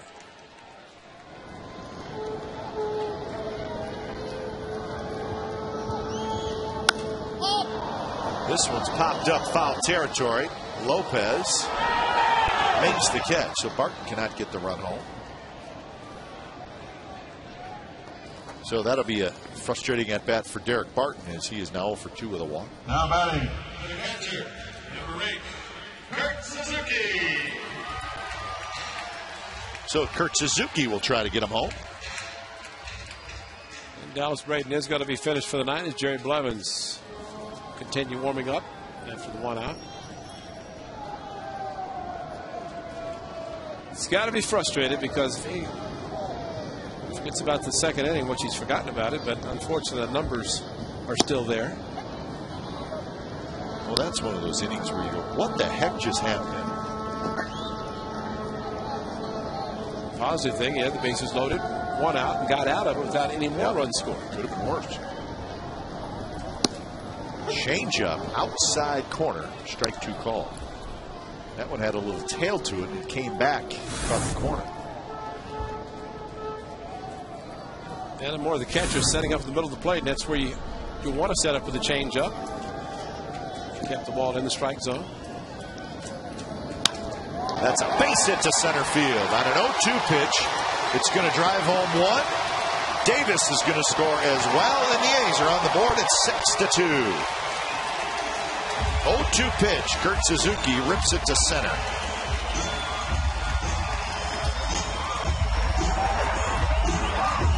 So Kurt Suzuki do that. Darren O'Day he threw him 2 very good sliders and threw him a fastball. He got a sac fly to help the A's win a game this time. They kind of protect, and Gutierrez is not in the lineup in center field anymore. So Kurt Suzuki hammering the ball to straightaway center field. What is that? Saunders is now in center. We have not heard the reason that Gutierrez is out of the game. Well, it was not a 3-run home run, but it was a 2-run single. Good time to get it. Gets the A's on the board. Still plenty of time as we're just in the bottom of the 5th.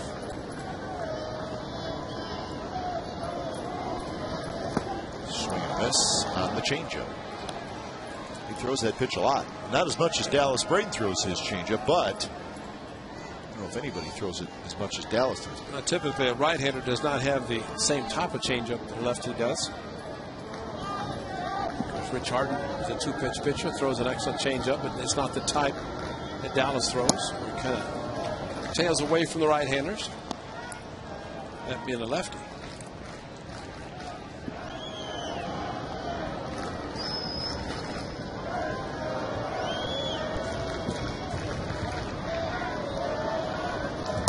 That one is low. Another changeup. Well, would he throw it on 3-1? Yeah, I think he would. Threw it to Pennington. Got him in trouble. Throwing it to him at 3-1 and walked him to start this 2-run inning. Swing of the bat from Jack Cusk can make it a 4-run inning.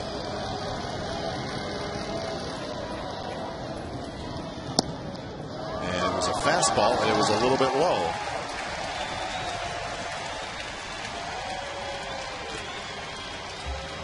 So they're starting to move around a little bit in that bullpen down the right field line. Now batting, second baseman. A couple of walks in the inning, 4 walks in the game for Pfister.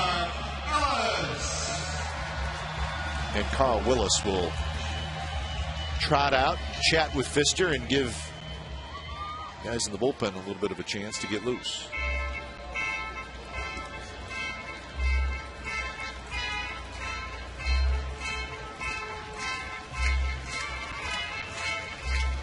Garrett Olson, the left-hander, starts to throw.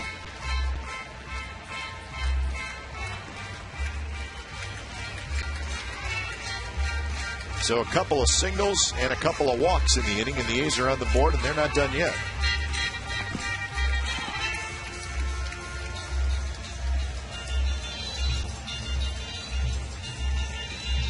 Mark Ellis will be the hitter.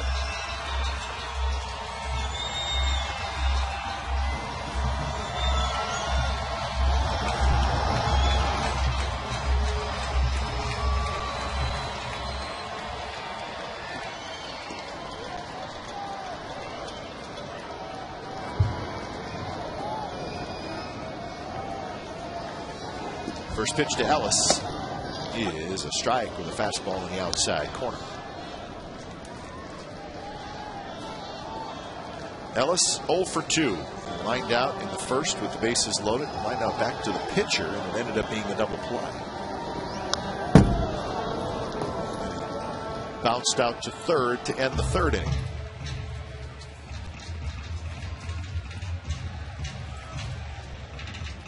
Matt Carson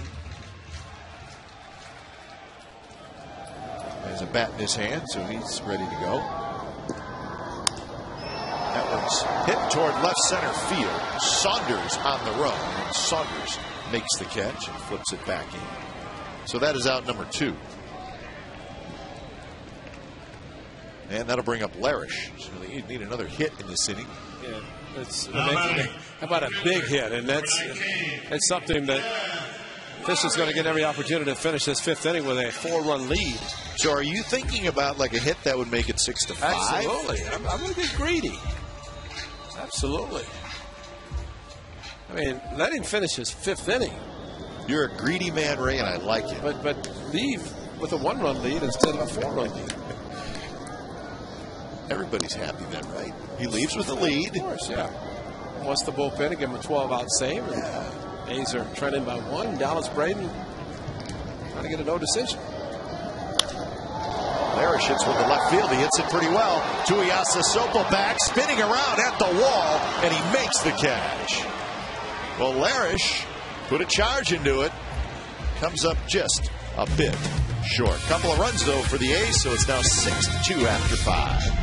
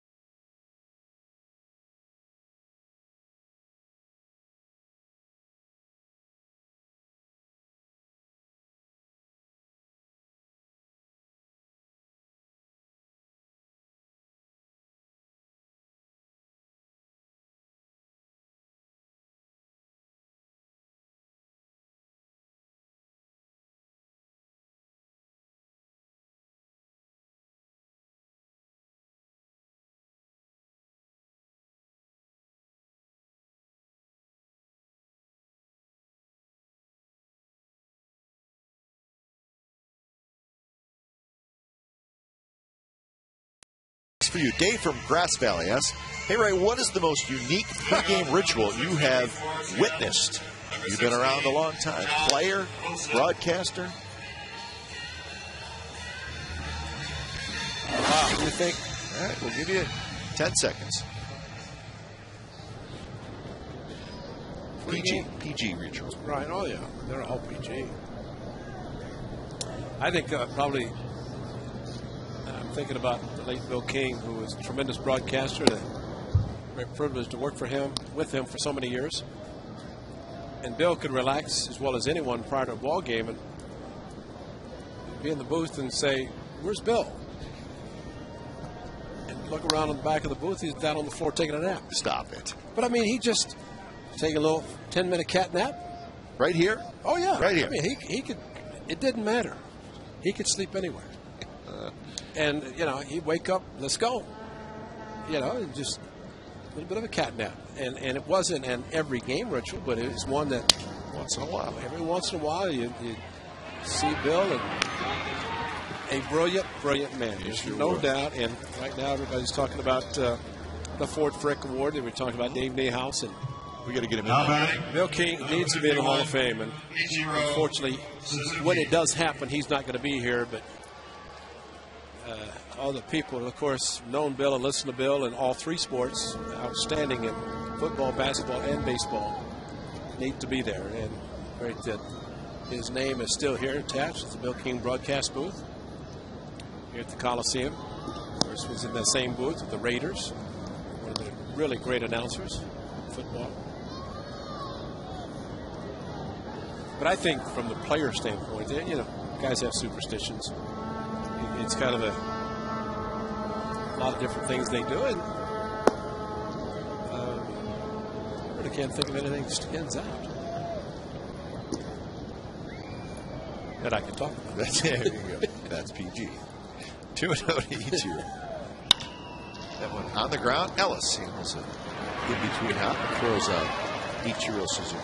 Well, I remember that Bill King, my first year with the A's, everybody always talked to, and I had met Bill before. I knew him a little bit. He was always very kind to me, but everybody was like, yeah, he's a guy, he loves to go out, fine dining on the road. He knows all the great restaurants. Loves a good bottle of wine, good steak, you know, very much a fine diner. I was like, well, that's pretty cool, you know. So my first year with the A's, spring training, I was walking into the hotel, and I saw a leg outside of a car parked in a parking lot. I was like, it's a rental car. I was like, that gentleman's all right. And then I got up close, and it was Bill. He had the door open, car off, one leg out, and he was eating a big bag of Cheetos. Not a little one, a big one. Fine dining. And I was like, what? I said, Bill, how you doing? He's like, fine. I was thinking, wait a minute. I thought this guy was a fine diner. Because he could go the exact opposite of fine dining as well. And he was into the bag of Cheetos, and I think he was going to sit in that car. It was 4 in the afternoon. Oh, yeah. Just enjoying a bag of Cheetos. Bill could eat. I mean, he could bring some of the oddest foods into the press or into the radio booth. It was his appetite. And, you know, it got to the point that he could bring anything he wanted because nobody else wanted it. So he didn't have to share. Well, that's true. I mean, maybe that was part of his master plan. Yeah, I mean, that's great strategy. But he'd eat a bag or box of popcorn, and they wouldn't ask, do you want butter? He'd just take a cube of butter and just dip the popcorn with the cube of butter on his fork. Which eliminates pretty much everybody. Yeah, exactly. No, great man, and boy, he definitely deserves to be in the Hall of Fame. And brilliant, brilliant man. Unbelievable. His vocabulary won't live long enough. No, he mastered it. Come close. Branyan pops it up. Pennington has it. Jerry Blevins gives up the 2-out hit. Nothing else. We go to the bottom of the 6th. 6-2 Seattle.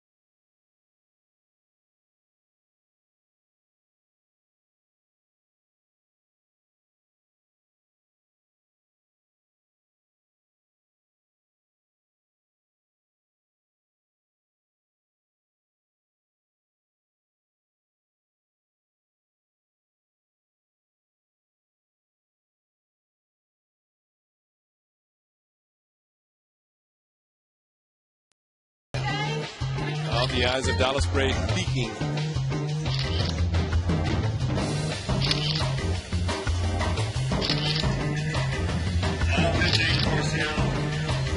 Coors Light Freeze Cam is brought to you by Frost Brewed Coors Light, the world's most refreshing beer. Come on, this is not that a yawner. No, not a yawner at all. Come on, he is it. Be 6-4 soon. And the goal for the A's right now is to see that Doug Fischler gets a no decision. And Dallas Gray. Of course, Dallas trailing by 4. The A's is Garrett Olson will come into pitch. So 4 innings. At least the bullpen of the Mariners will need to pitch and then we get the victory. When it's time for a change, think Speedy Oil Change and Tune-Up. Your oil change tune-up and smog experts, the lefty, Garrett Olson.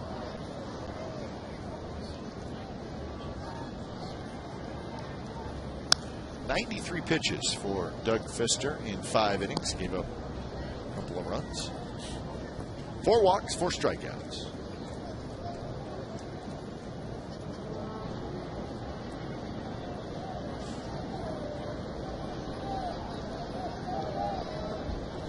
Third at bat for Hermida. Stays in there. Hermida walked in the second, fouled out in the 4th. Jeremy Hermida. Hermida is 6'3", 220 pounds. And he's 26 years old. He swings and misses at a hard slider. Pretty good pitch from Garrett Olson. That's out number 1.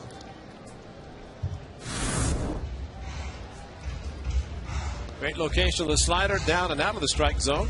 Now batting, third baseman, number 30. Got it more than catcher, catching the ball with the palm of the mid up, and did a good job not letting the ball hit the ground. Here's Tollison, and he lines one. Base hit left center field. So that's the second hit for Steve Tollison in the ball game.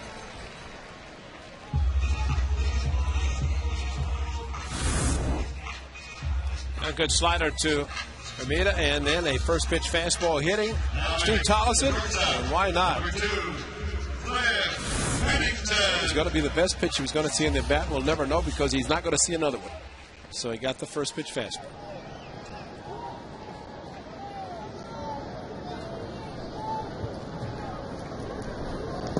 In the dirt and blocked by Moore.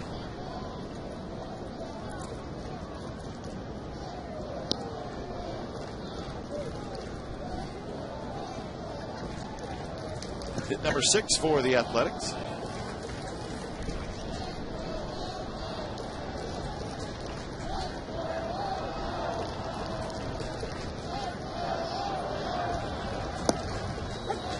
Pennington bluffs the bunt, and the pitch is called a strike. I told you earlier, the Rangers lost 8-5 in Toronto.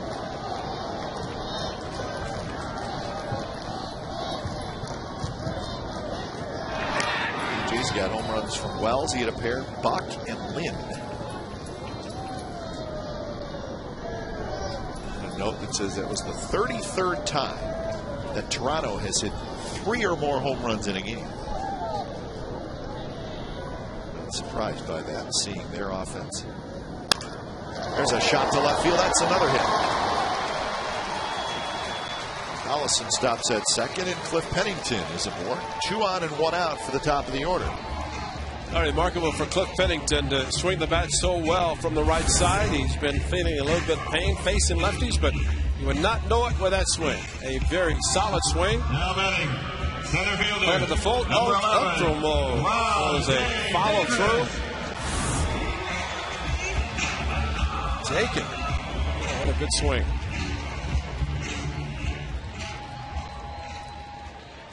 So back-to-back singles. The A's have something going here in the 6th.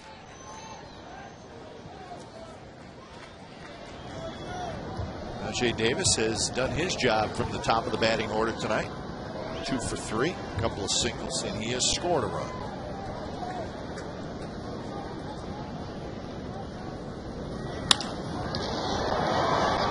To right center, but off the end of the bat, Saunders circles around it. He's got it. Tollison will tag. He'll go to third, but that is out number 2.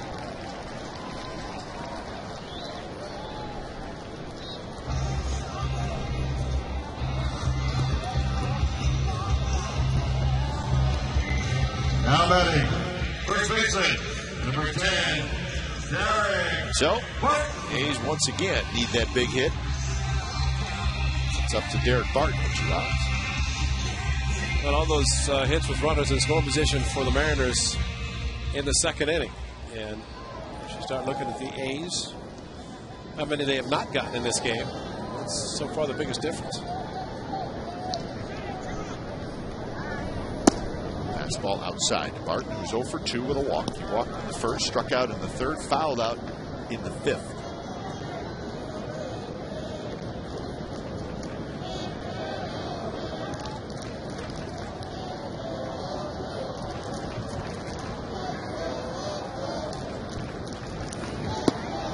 Upstairs, 2-0. A's on the evening are 1 for 9 with runners in scoring position. And they've had chances tonight, no question about it, and there's still plenty of ball game left. 3-0. On deck is Kurt Suzuki.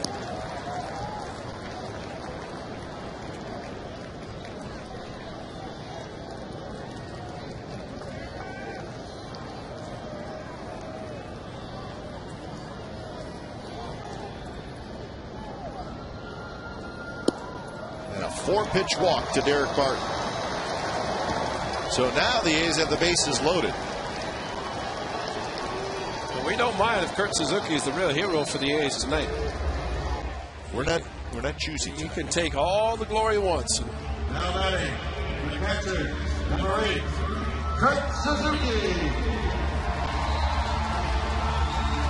So they're starting to scramble around again in the Mariners bullpen.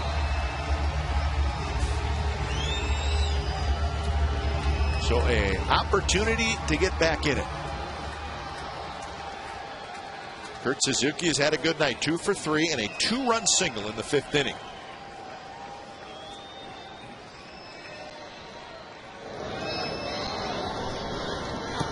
First pitch is low. That's 5 in a row out of the strike zone, and Roger Davis swinging on the first pitch. Kurt Suzuki right now just zone in right near location and hit one out. Exactly. I mean, even if you hit one off the wall and score 3, that's fine too. But basically, this situation, put an excellent aggressive swing on a fastball if you get it. And there is a fastball down around the knees for a strike. See, a very good pitcher's pitch. Kurt would like to see it elevated maybe about 4 or 5 inches.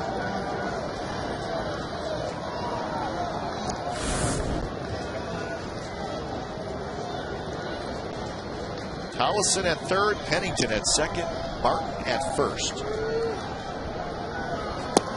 Slider drops down low, 2-1. That's an excellent take. Your fastball, sit on the fastball, get an off-speed pitch down in the strike zone, take it.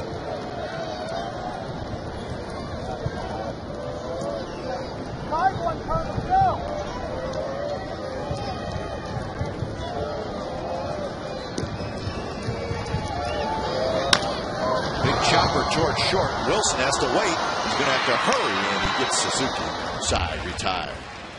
Well, the A's leave them loaded in the bottom of the 6th. So it's 6-2 Seattle as we head to the 7th.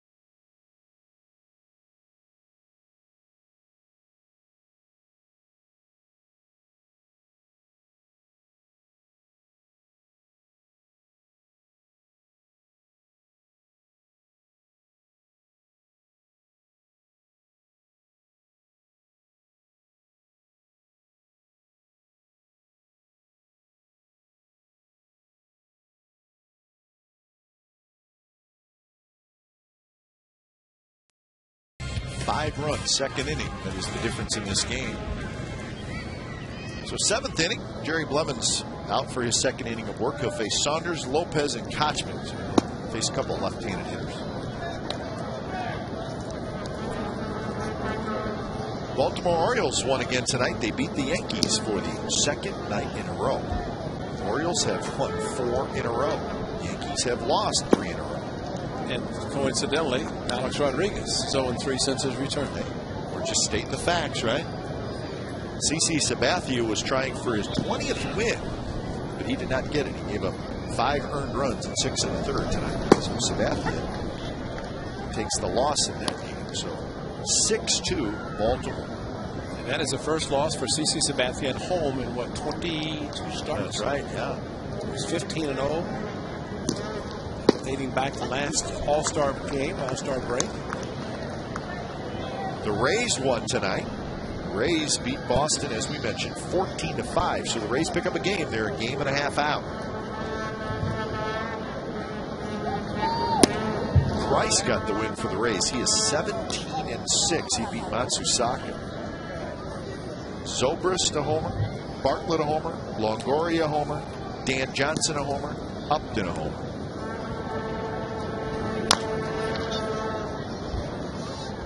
In that Central, Twins beat Kansas City 10-3. So 5th win in a row for the Twins. Liriano picked up his 13th win. Bannister took the loss. Jim Thome homered again. What a surprise. He's got 22 this year. He's playing every day now. He is just belting the ball. He might get to 600 this year. So on a 3-2 pitch, Saunders takes the walk. So a leadoff base runner for the Mariners. Now batting, number 4. So the Twins win and the White Sox lose. Henry Rodriguez starts to loosen up. Detroit beat Chicago 9-1. So that stops the White Sox 7-game winning streak. Verlander got his 15th win. Damon and Inge homered for Detroit. Very close at first. That game was played in Detroit. So the White Sox fall to 4.5 back.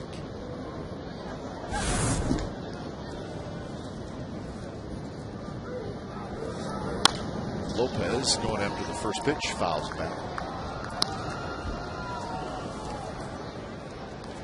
In the National League, we have a new leader in the East.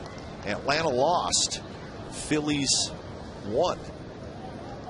So now the Phillies with a half-game lead over the Braves. Now those two are battling big time down the stretch. Cincinnati lost. St. Louis lost in the Central. So the Reds' lead stays at 6. Giants won. They beat the Diamondbacks, and the Padres are winning 2-1 in the 7th inning. So that lead a half game now, pending the outcome of the Padres game. Rockies, maybe the team to watch of all of this. That pitch is lined to left center field. It's going to allow Saunders to race around and go to third. He runs pretty well for a big guy. So the Mariners, 1st and 3rd, nobody out. That's a big batter for Jerry Blevins. Kochman, the left-hander that he'll face. This pitch, a good fastball, but hit hard by Lopez. Cliff Pennington timed his leap. Ultra Mo, that's how close it was to being caught. So once the ball hit the outfield, scooted in left center, cut off by Larish. Casey Kochman. So Blevins has to buckle down here as he faces Kochman, who's 1 for 3.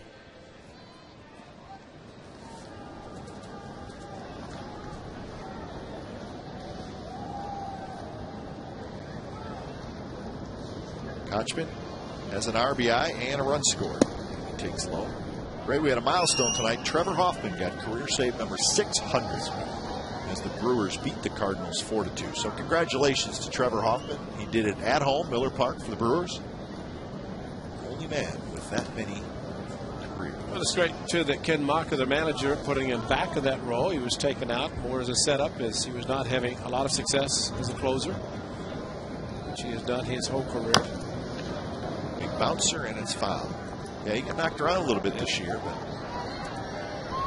must have been the Cheeseheads. they were cheering tonight. Well, Mariano Rivera will pass him because Mo is still going strong, and a few years left. You don't know how many years Hoffman will have remaining. But no end in sight for Mariano Rivera. No. Mr. Automatic continues to pitch and pitch so well.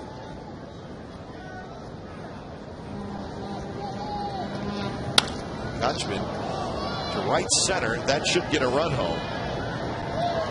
Saunders will tag.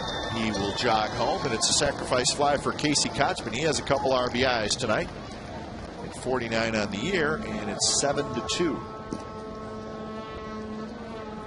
Bob Guerin is making the trip to the mound. Well, the fast boy looked for it and geared up a little bit extra. Got the job done. So when it's time for a change, think Speedy Oil Change and Tune-Up.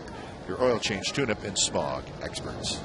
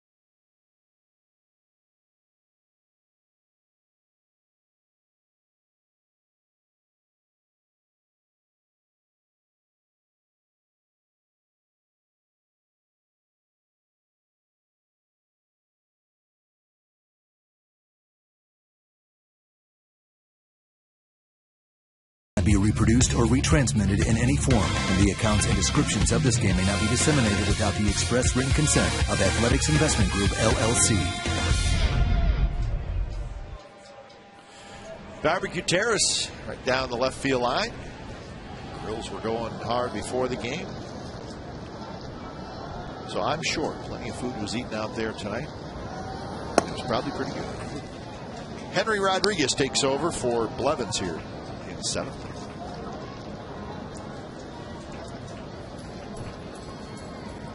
.23 strikeouts and 19 2/3 innings for Henry Rodriguez as he faces Adam Moore.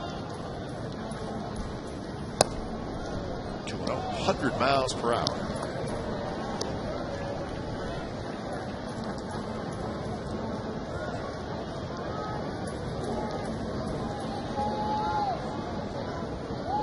Adam Moore has had a home run and a sacrifice fly. So a couple of RBIs tonight for the Mariners catcher. It's that one high and foul into the seats.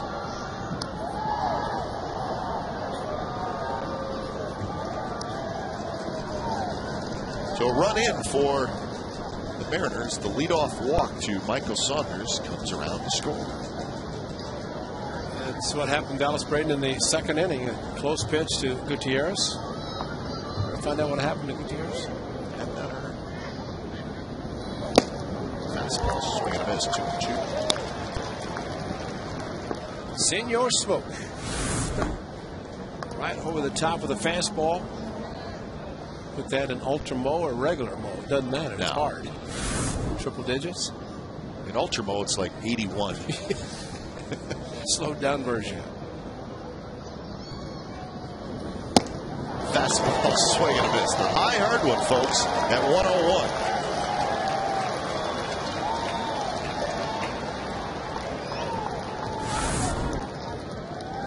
Well, here comes Ultra Mo. Here comes my fastball. Everything I've got, you put all the big swing in that you want. Can't catch up. At 101.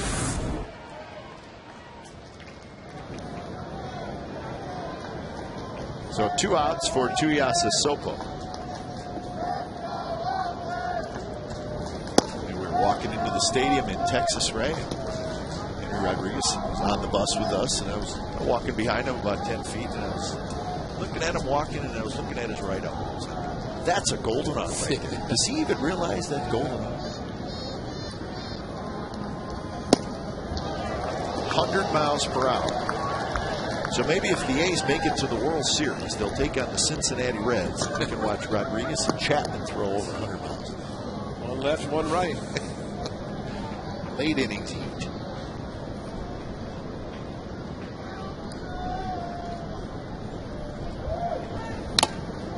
That one got a piece of Kurt Suzuki. But now you watch Rodriguez tonight, Ray, and his control looks very good. Every time he slows himself down. Doesn't really try to throw hard. He doesn't have to try to throw hard. It's just a natural delivery out of his hand. Comes a fastball, and so smooth when he does slow everything down. Breaking ball, and it's looped over Ellis's head into right field for a hit. Tuiasis Sopo hung in there on the breaking ball and drops a single into right field. It's a slider, threw it at 86, so a few guys, that's a fastball speed, and it's a slider. Josh Wilson. Could not get around on the fastball, so he threw him a pitch 14 miles slower and right into his bat swing. So here's Josh Wilson, the 9th place hitter.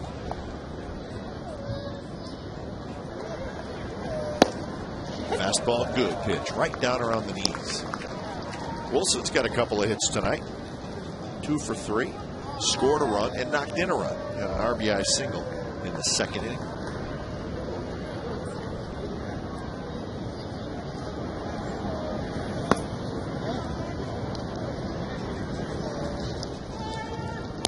Lopez is the runner at 2nd, and Tuiasis Sopo is at 1st.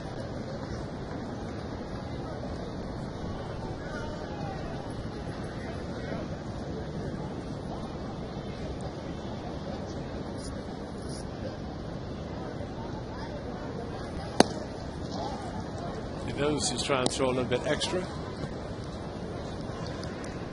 Look at that delivery, and a couple he threw even at 101. Much more the slower delivery. That time he just tried to overthrow. Lose the mechanics a little bit, and the ball is down out of the strike zone. Fastball there, foul back. Count even at 2-2. Angels are losing tonight 6-1 to the Indians in the 6th inning down in Anaheim.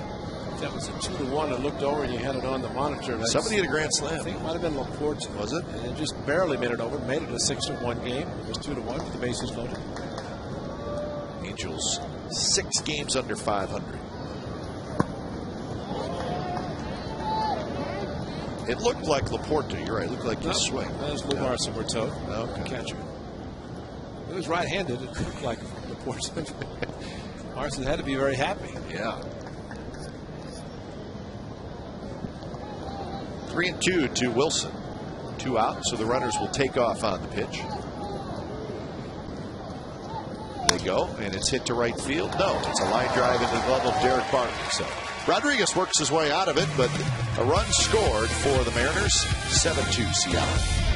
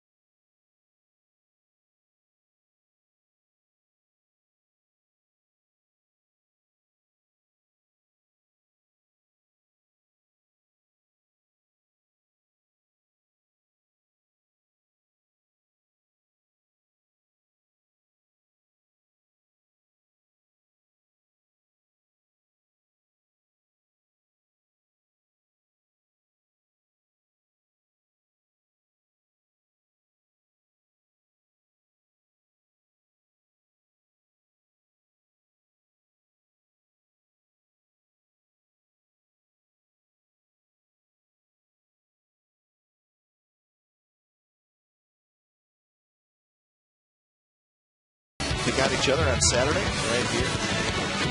Stanford in the polls. Where do they stand? They will be at UCLA on Saturday. So there's your college football update. Jim Cosmore, Dave Benz will host.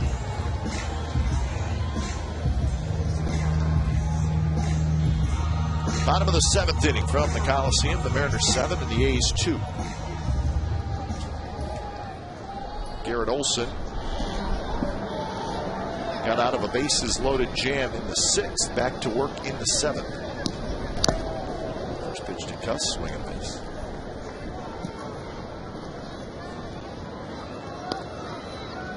Cuss, Ellis, and Larish for the A's.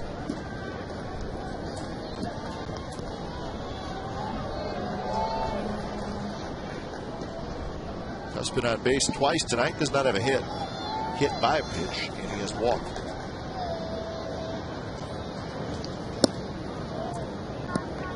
A's knew before the game started that they would have a chance to pick up a game on the Rangers. Rangers-Blue Jays game ended about 15 minutes before the A's started.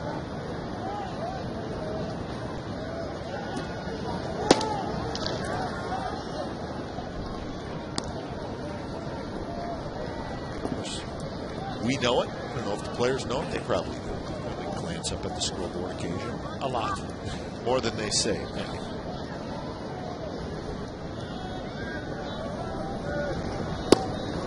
Ball for a strike to Cuss, 2-2. Tough thing about being 8-9 games behind, and you pick up a game, pick up 2 games, and all of a sudden you have a chance to see you can pick up another one, as they did on Sunday and lost. After the Rangers had already lost their game, same tonight. See what happens before this one ends. But from the Rangers standpoint, right now, it's the best case scenario. 2 teams, Angels and the Athletics, both losing late in the games.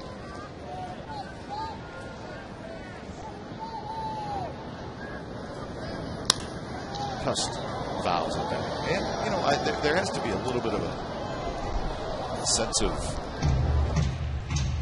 I don't want to say desperation, but there's only 24 games left after today. Yeah. So you cannot pass up opportunities to gain in the standings.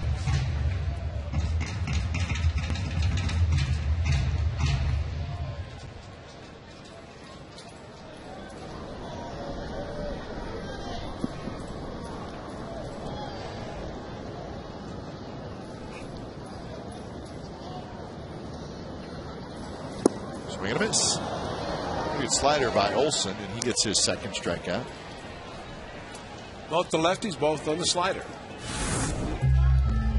Big slider on 3-2, and Jack Cuss ended up swinging at a bad pitch, but easy for us to say simply because we're up here and the slider comes in. He's got to be sitting fastball. I think he's got with a 5-run lead, but got the slider close enough and got the swing and miss. Here's Ellis, who takes a fastball outside, corner strike.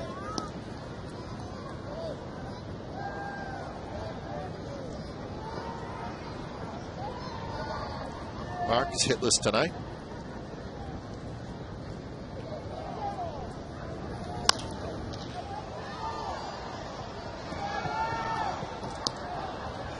Mariners bullpen is quiet.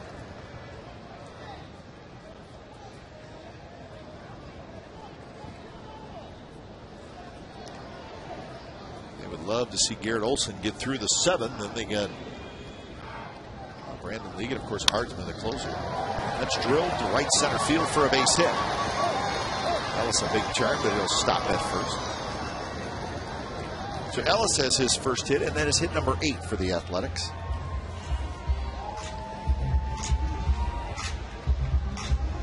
Another mistake made by the pitcher, and got the ball up, and he hit it to the opposite field. So that is about warming up the bullpen. Matt Carson hit a home run yesterday, gets a chance to pinch hit.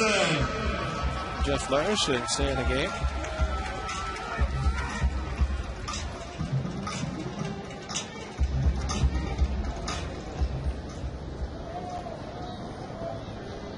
So Carson hits for Larish.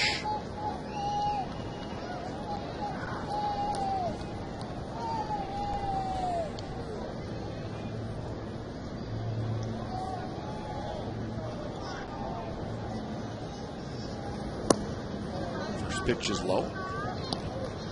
Jeff Larish, well, he was in there, went 0 for 3 with a couple of strikeouts.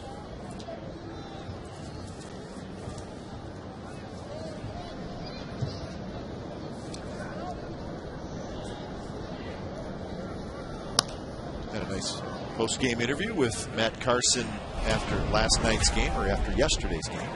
Great defensive play in the first, which he enjoyed more than this long shot to left center field. His second home run, but also very happy to get a big hit. Helped the A's win the game 6-2.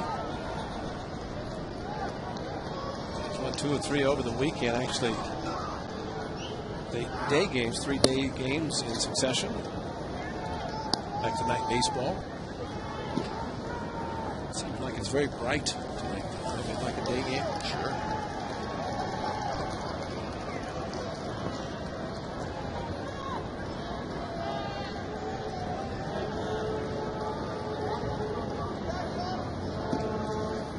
One, 2 to Carson. That's a fastball inside to even up the count.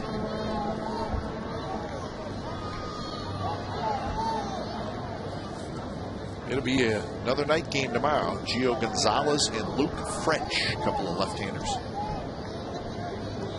Gio looking for his 14th win of the year. Another fastball again inside, and it's a full count. 32 pitches for Garrett Olson out of the bullpen.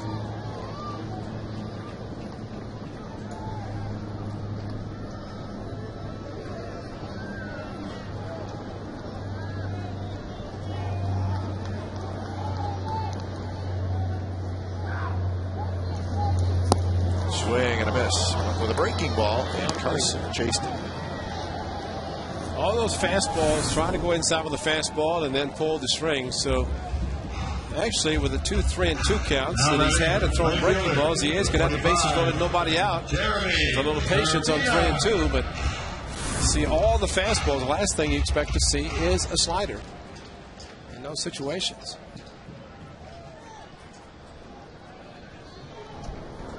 Here's Hermida. Hermida goes after the first pitch. Hits it foul. A's bullpen.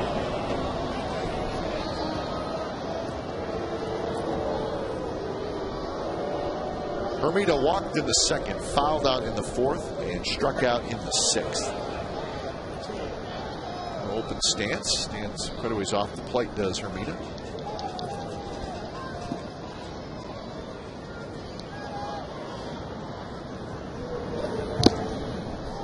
It's 0-2, so Olson goes right to that outside corner. Gets a swinging strike on Hermida.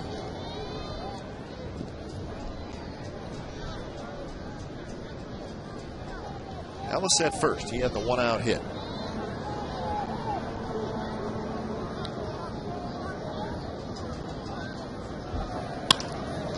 Toward the shortstop. Josh Wilson flips it across. Side retired. So the A's strand a runner, and we are headed to the 8th inning.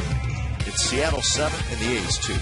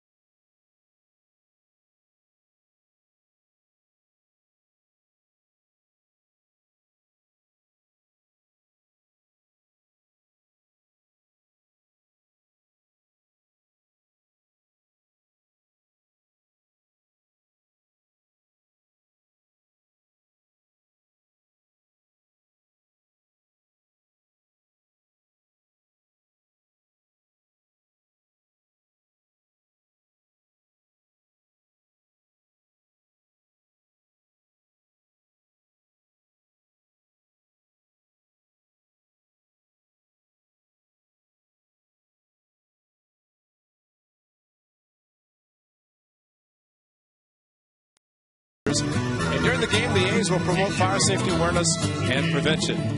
To buy tickets and help support this charitable event, visit OaklandAthletics.com. Suzuki leading it off for the Seattle Mariners, top of the 8th inning. Jeremy Hermida moves from right field to left field. Matt Carson pinch hit for Larish. Stays in the game, and he's in right. Wolf is the new pitcher. So when it's time for a change, think Speedy Oil Change and Tune Up, your oil change, tune up, and smog expert. 6th appearance for Wolf. If you figured out yet how many times you've read that, Speedy? Nope. I wish I would have figured it out. And you and I could have got a deal on it. Kurt Suzuki, one of those where always look how he's setting up high. Watch where this pitch goes. It hits him. It's hard to use the protection that you have when you stand up. We see catchers do it. Rarely, maybe the first time this year on the check swing, this time by Suzuki. The hitter Suzuki fouled the ball into the catcher Suzuki, standing up with no protection. The shin guards, chest protector, mask, and when you're in, let it go. And it hits Suzuki. Just saying, he was in the base path. Got to let the ball go. No chance to throw him out. And with the top spin, it was going to roll foul. And it is a base hit. Watch Suzuki running down the baseline, and of course, look at the ball. He let it drop, but Suzuki running right in the exact spot where he should be running. So if he's hit, which he was, it's not out of the base path and not called out for interference. Second hit in the ball game for Ichiro Suzuki. He now has 181 hits on the season, so 19 away from 200.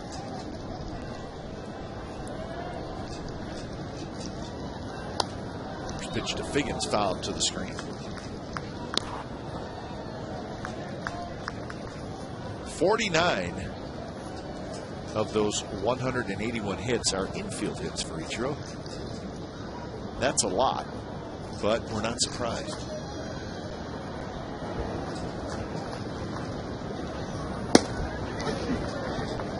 Figgins has a couple of hits tonight, so both Ichiro and Figgins with a pair of hits. 13 hits now for Seattle. This is a team that has a batting average as a group of 235 for the season. Swing, miss. Figgins on 3 pitches strikes out. So that's out number 1 here in the 8th. Well, great changeup. That's a Rich Hardenstein changeup. And a very good one by Ross Wolf.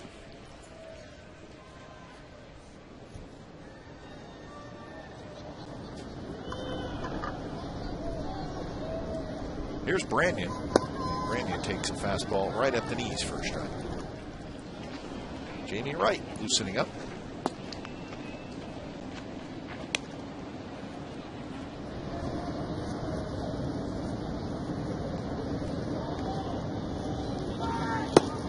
Swing and a miss, 0-2. Branyan is 1 for 4.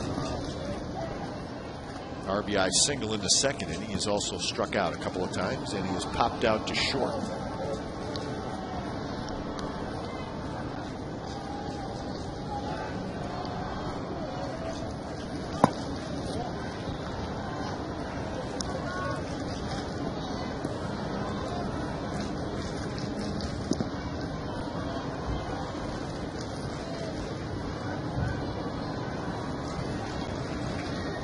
Branyan is 1 for 7 in the series, and he just gets a piece of that one, fouls it back.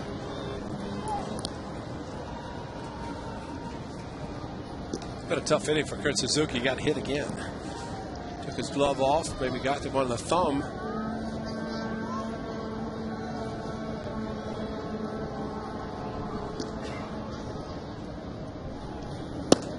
Fastball is high.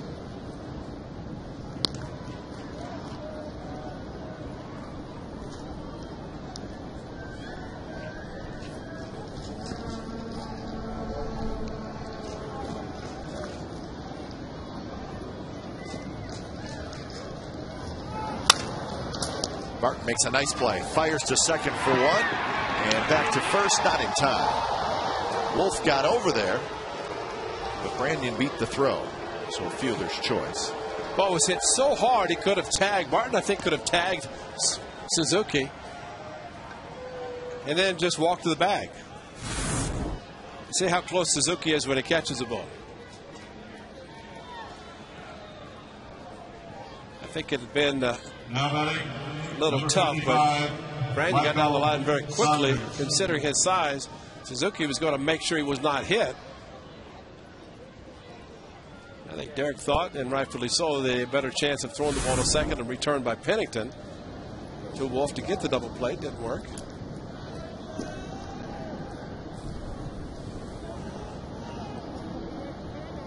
So there's Michael Saunders to hit his third at bat in the game. He came in for Franklin Gutierrez, who left the game, and we're not quite sure why he left the game. We have not heard.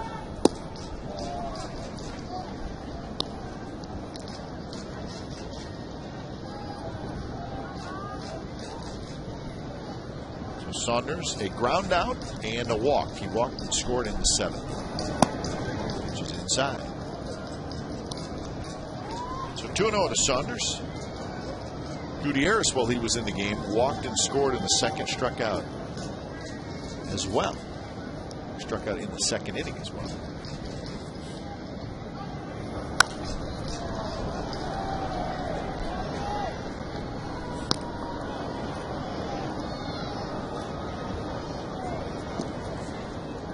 Bottom of the eighth, it'll be Tolleson, Pennington, and Davis.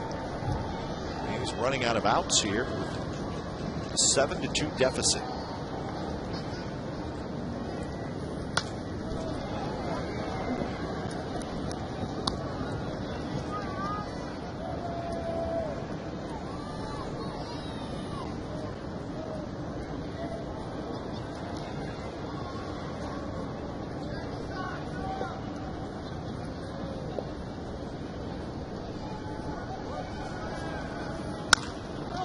Just foul past Barton.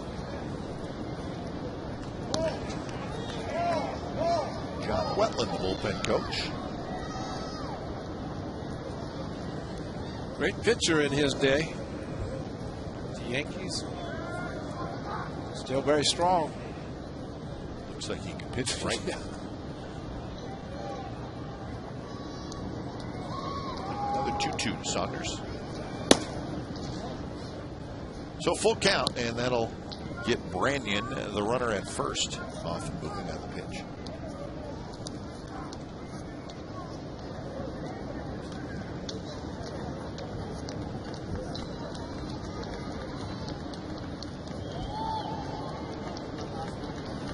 Runner goes, and it's popped up to right.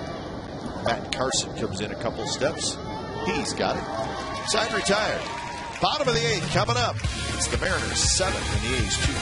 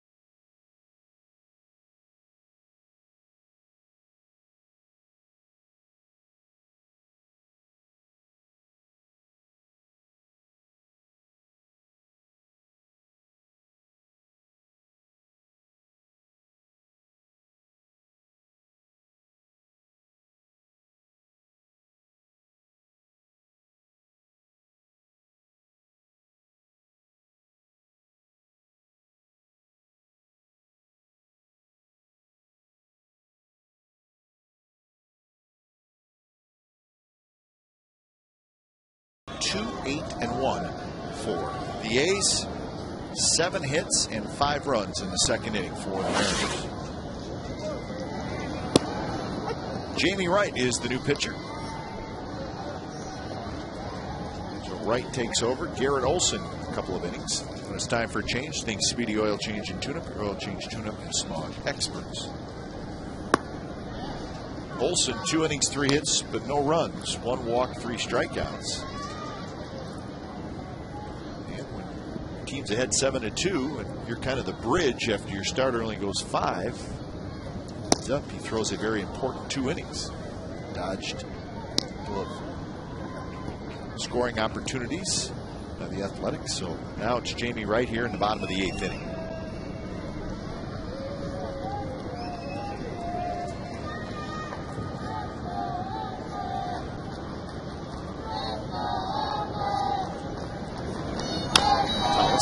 Slowly hit toward third. Lopez barehands and throws, but it's not in time. Steve Tollefson has a 3-hit night.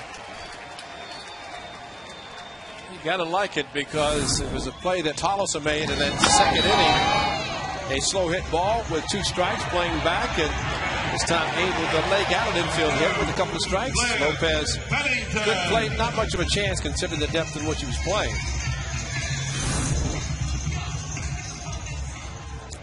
The key with 2 strikes, hitter, infielder usually backs up, so a ball topped like that one was, pretty good chance anybody with speed is going to beat it out.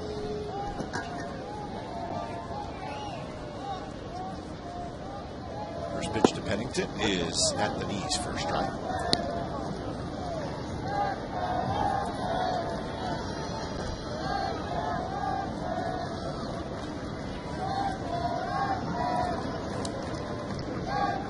Pennington has been on base twice with a single and a walk. He's also hit a fly ball to center field. 2. Second for 1, back to first, and they get the double play. 4-6-3, and just like that, there are 2 outs. Now's the time to secure your 2011 A's ticket plan by placing a $150 per seat deposit on 2011 ticket plan. Receive an authentic A's jersey of the player of your choice. There are a limited number of jerseys available for this promotion. Get more information online, OaklandAthletics.com, or call 510-638-08. Two outs for the leadoff man, Rajai Davis, who takes a strike. 2 for 4 tonight for Davis.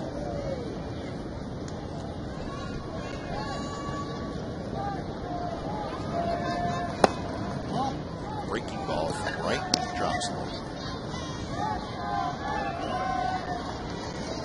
Indians still leading the Angels 6-1. That game in the 8th inning now.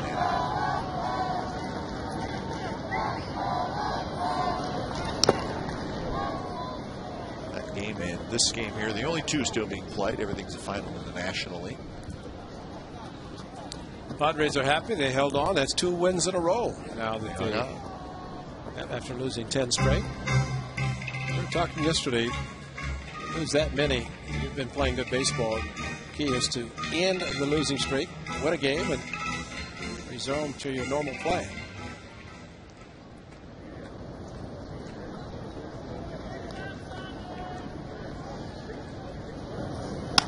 Davis hits it hard right on the.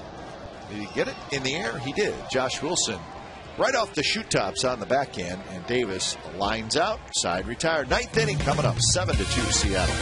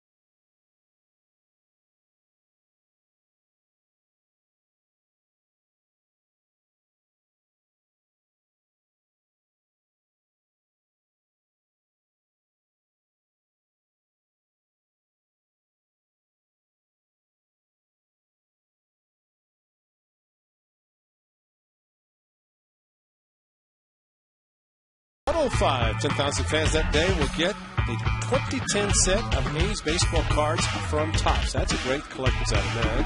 Something to come out and try to get. Tickets now. Call 877-493-BALL or order online, OaklandAthletics.com. No baseball cards at the end of the season. That's a good one. Topps. Topps. The original. Yeah. One of the originals out there.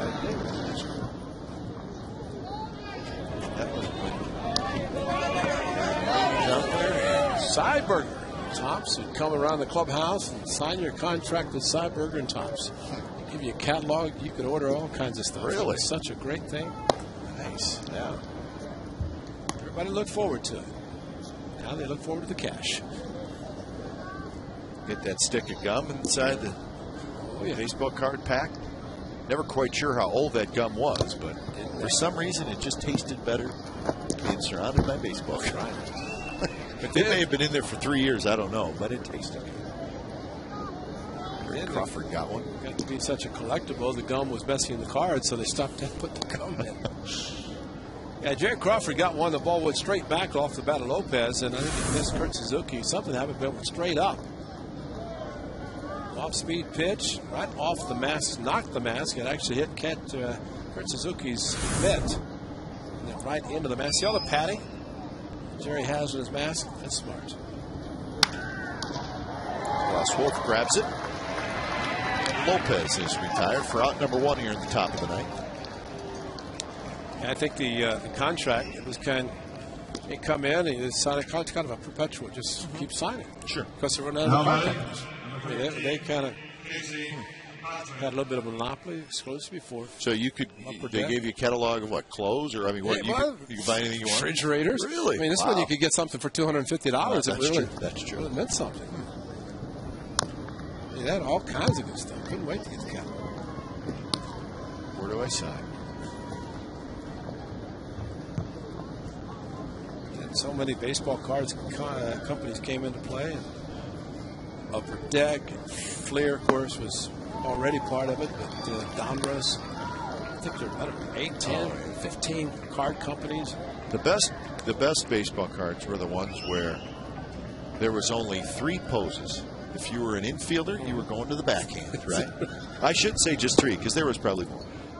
Pitcher, it was the follow-through. Yeah. And then you could get one standing there with the bat on your shoulders, or I guess maybe a catcher, you could probably get down in the squat. Yeah, had all of those. Now, those were the good ones. Yeah. But the infielder going for the backhand, that was always the best one. Yeah. I remember they started collecting in the 50s, and there was one that it looked like the card, and it had the television, the old-time type television. Yeah. That was the baseball card. You'd see the pitcher's face like he was on TV. Really? That was on the baseball card. Still have those? Of course. See if I can find one. I'm serious. I'd like to see those. If you started collecting in the 50s, that's a pretty good collection. Well, it's just something that you always did. Just look at baseball cards.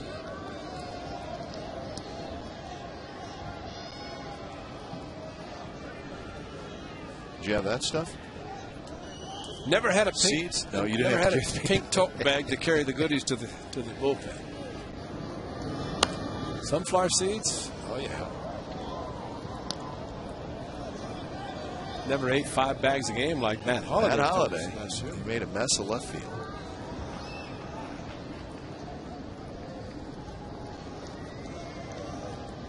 David Sunflower Seeds, thanks Ledge Lures and Comcast Sportsnet California for showing that bag in high definition. David, thanks you as well. Good pitch by Ross Wolf as Kochman.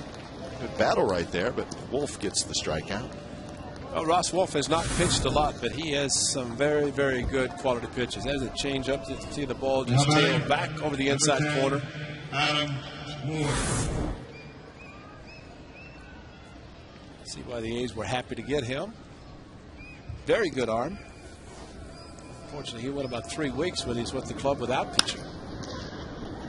Tollison, a couple steps to his left, makes a nice play, throws out Adam Moore. Side retired. So the A's have to go to work. They trail by 5.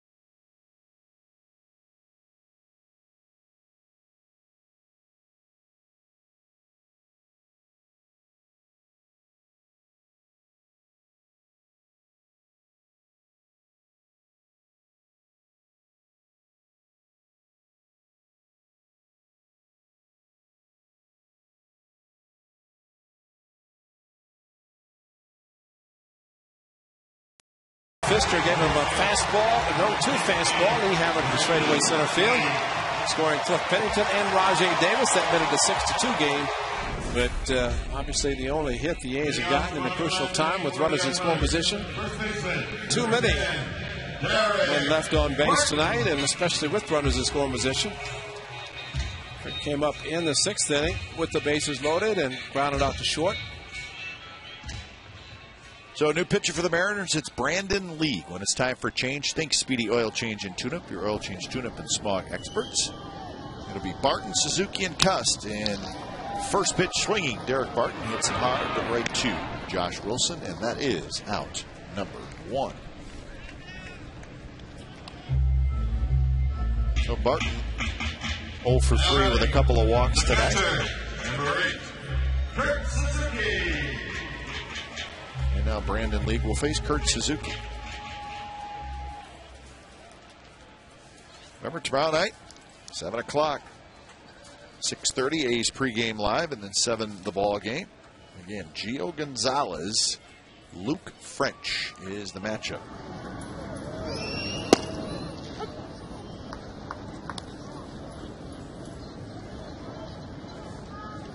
Texas Rangers will continue their series tomorrow in Toronto. That's a 4-game series. I think they will play 4 night games in Toronto. So we will scoreboard watch tomorrow night as well. And right now, the A's letting a chance to pick up a game, get away as they trail. 0-2 to Suzuki. Swing and a miss. League. Very good sinker. Took a little bit off there, and that's out number 2. Now, A's Baseball at Comcast Sportsnet California is brought to you by Resident Evil Afterlife in 3D in theaters this Friday, September 10th. So Jack Cust trying to get aboard. It's 8 strikeouts for Mariners pitchers tonight.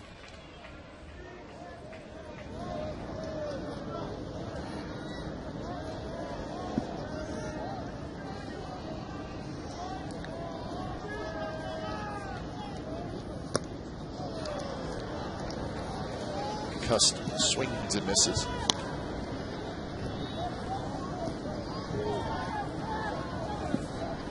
Cust tonight 0 for 2, hit by a pitch, a walk, and a couple of strikeouts. And now 0-2. Brandon Lee has great down movement on his pitches. He can be a little wild sometimes, but it is a hard sinker. Yeah, sinker, and then he's got the splitter to complement the two-seamer. Slinging the ball the way he does. He slung that one, and it hits Cust on an 0-2 pitch. So Cust hit by a pitch for the 2nd time tonight. Well, the unusual counts: 3-1, and then 0-2. Now batting, second baseman, number 14, Mark Ellis. So that one biting a little bit on Jack Cust. So Mark Ellis will get a chance to hit here in the 9th. Mark is 1 for 4. Inside. Sometimes Lee, his ball moves so much he has trouble controlling it.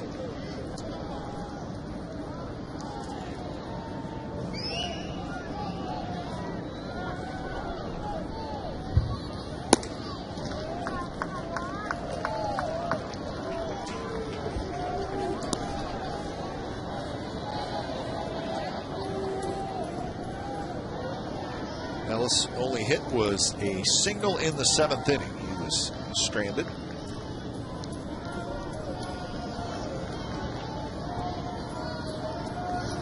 He's got one big hit in this game, a 2-run single by Kurt Suzuki in the 5th, knocking in the early 2 runs. They've been looking for a couple big hits, and they have not got them tonight. They've stranded 11 through the first 8 innings. In the hole, Wilson has a long throw, and it is not in time, and it bounces past Kochman. So Cust is going to go to 3rd. Ellis will go to 2nd, and the A's are still alive.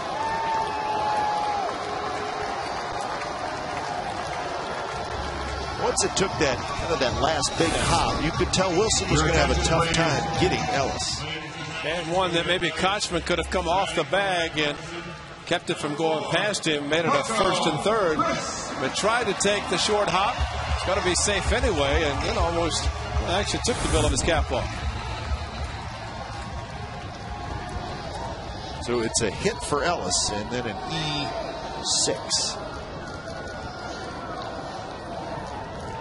So here's Coco Crisp to try to keep this game going.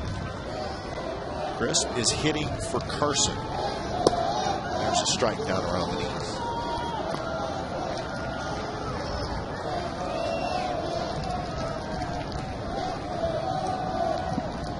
Crisp with the home run last night, leading off the A's half of the 1st inning. Getting the night off tonight. He's behind in the count 0-2. 96 miles an hour from Brandon Lee.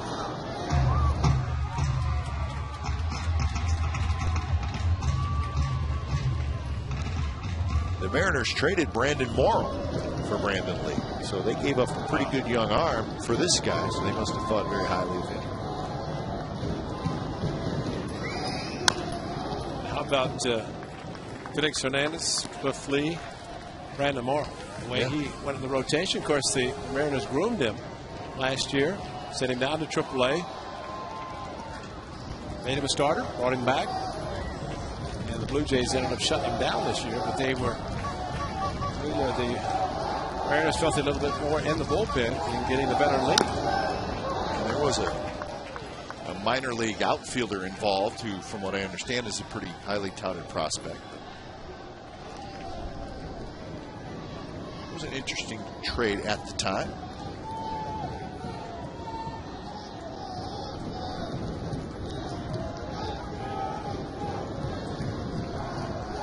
Cust at 3rd, Ellis at 2nd.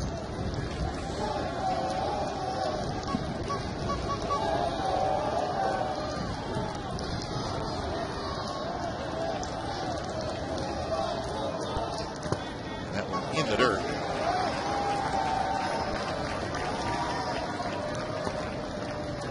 Keep it right here on Comcast Sportsnet California. Immediately following the game, it'll be A's post-game live. Brody and Schutte standing by downstairs. They'll do it from the ballpark tonight.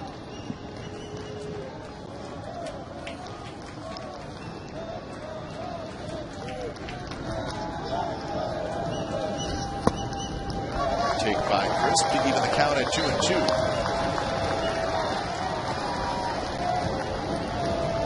Martin and Suzuki were retired to begin the inning, but then Cust hit by the pitch on an 0-2 count.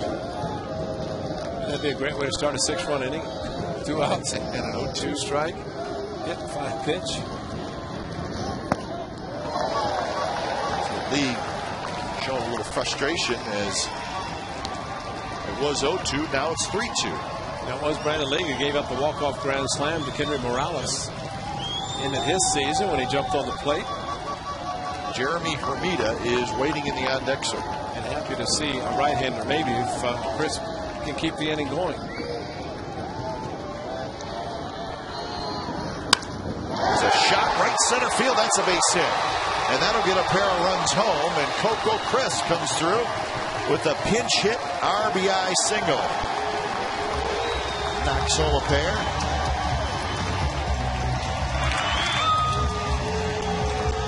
So the A's need one more base runner to get the tying run to the plate. On the elevator to pitch, great sinker splitter, and then after Coco took a couple down low, Ultimo shows you with a very good swing by Coco Crisp, driving in 2. And being satisfied with a base hit, especially down now by 3. First pitch to Hermida is in the dirt, blocked by Moore. And now David Aardsma is up and throwing quickly. Because it's already a save situation. Hermida keeps the inning going. He'll definitely be in the game. Before Chris takes off, that's a base hit to right field. Chris will go to 3rd, and the A's will get the tying run to the plate and it's Steve Tollison. So Hermida gets his first hit with the Athletics. Adam Moore is going to go out to visit with League. That's allowing Ardsman. Carl Willis, a pitching coach, is going out, so we think that League would have at least Tollison. But Jeremy Hermida, first pitch hitting. Pretty good sinker down by Brandon League, and he found the hole between first and second.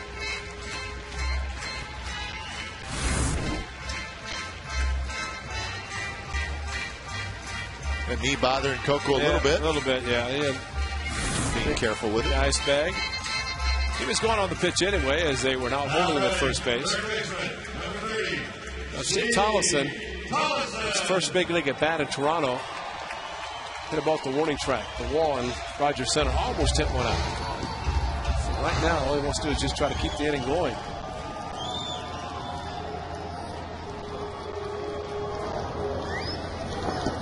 Runner goes, swing and a miss. Hermida will go to second base. So 0-1 the count to Tollison. Second and third, 2 outs. A's down by 3.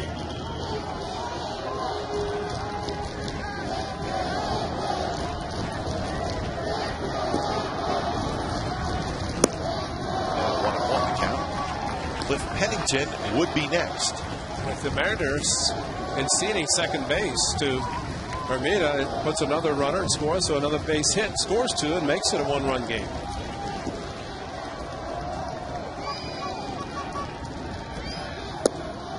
Good take by Tollison as the pitch is low. 24 pitches by League, and this rally is really his own doing because he hit Cust with an 0-2 pitch.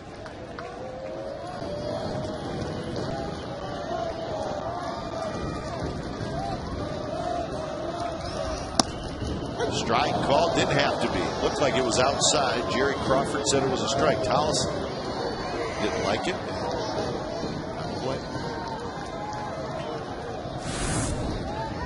Well, if the ball comes back a little bit, that's one thing, and he has the two-seam action that does bring it back over the plate, starting it outside. That's not a strike. No, it's not. That one is, and it's called a ball. So we're all even, folks. It's 3-2.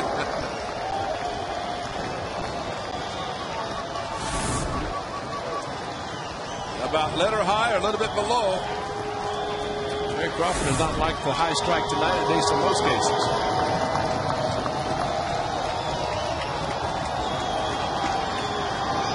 In the dirt to the backstop, and Coco Crisp is going to score. It's 7-5.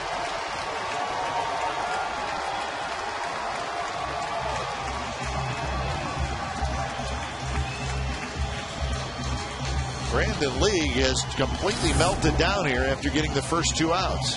They threw the ball, and Adam Moore trying to backhand the ball, and League didn't even bother to cover the plate and missed the ball on the return. Very frustrating for him.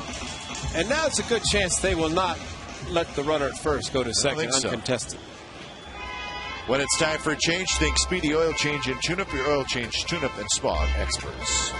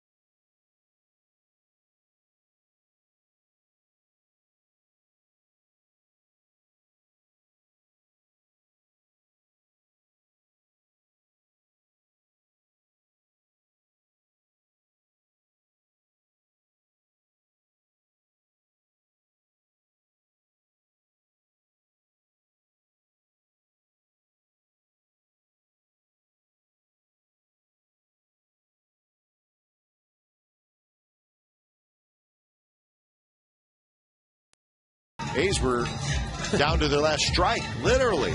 And they have come back. A hit by pitch, a single, and a walk. The A's have scored 3 times. They've turned a 7-2 game into a 7-5 game, and a winning run is stepping into the batter's box. So David Aardsma, the closer, comes in. I'm not sure 5 minutes ago he thought he would be pitching in this game, but he is. There's no way that he thought he's going to be in this game. Nope. The Leaf losses, 25 for the Mariners. Here's Pennington. Bermuda is at third. Tollison at first. First pitch is a fastball a bit high. 1-0. So 3 hits, a walk, and a hit batter.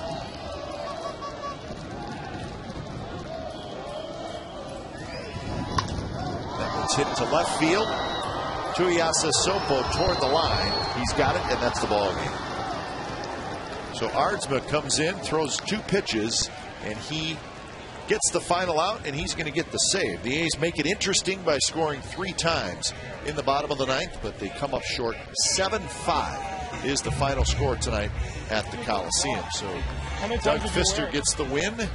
Dallas Braden takes the loss. Braden now 9-11. Fister's win is 5th of the year. So a disappointing loss tonight as the A's do not capitalize on their chance to pick up a game in the standings with the Rangers losing.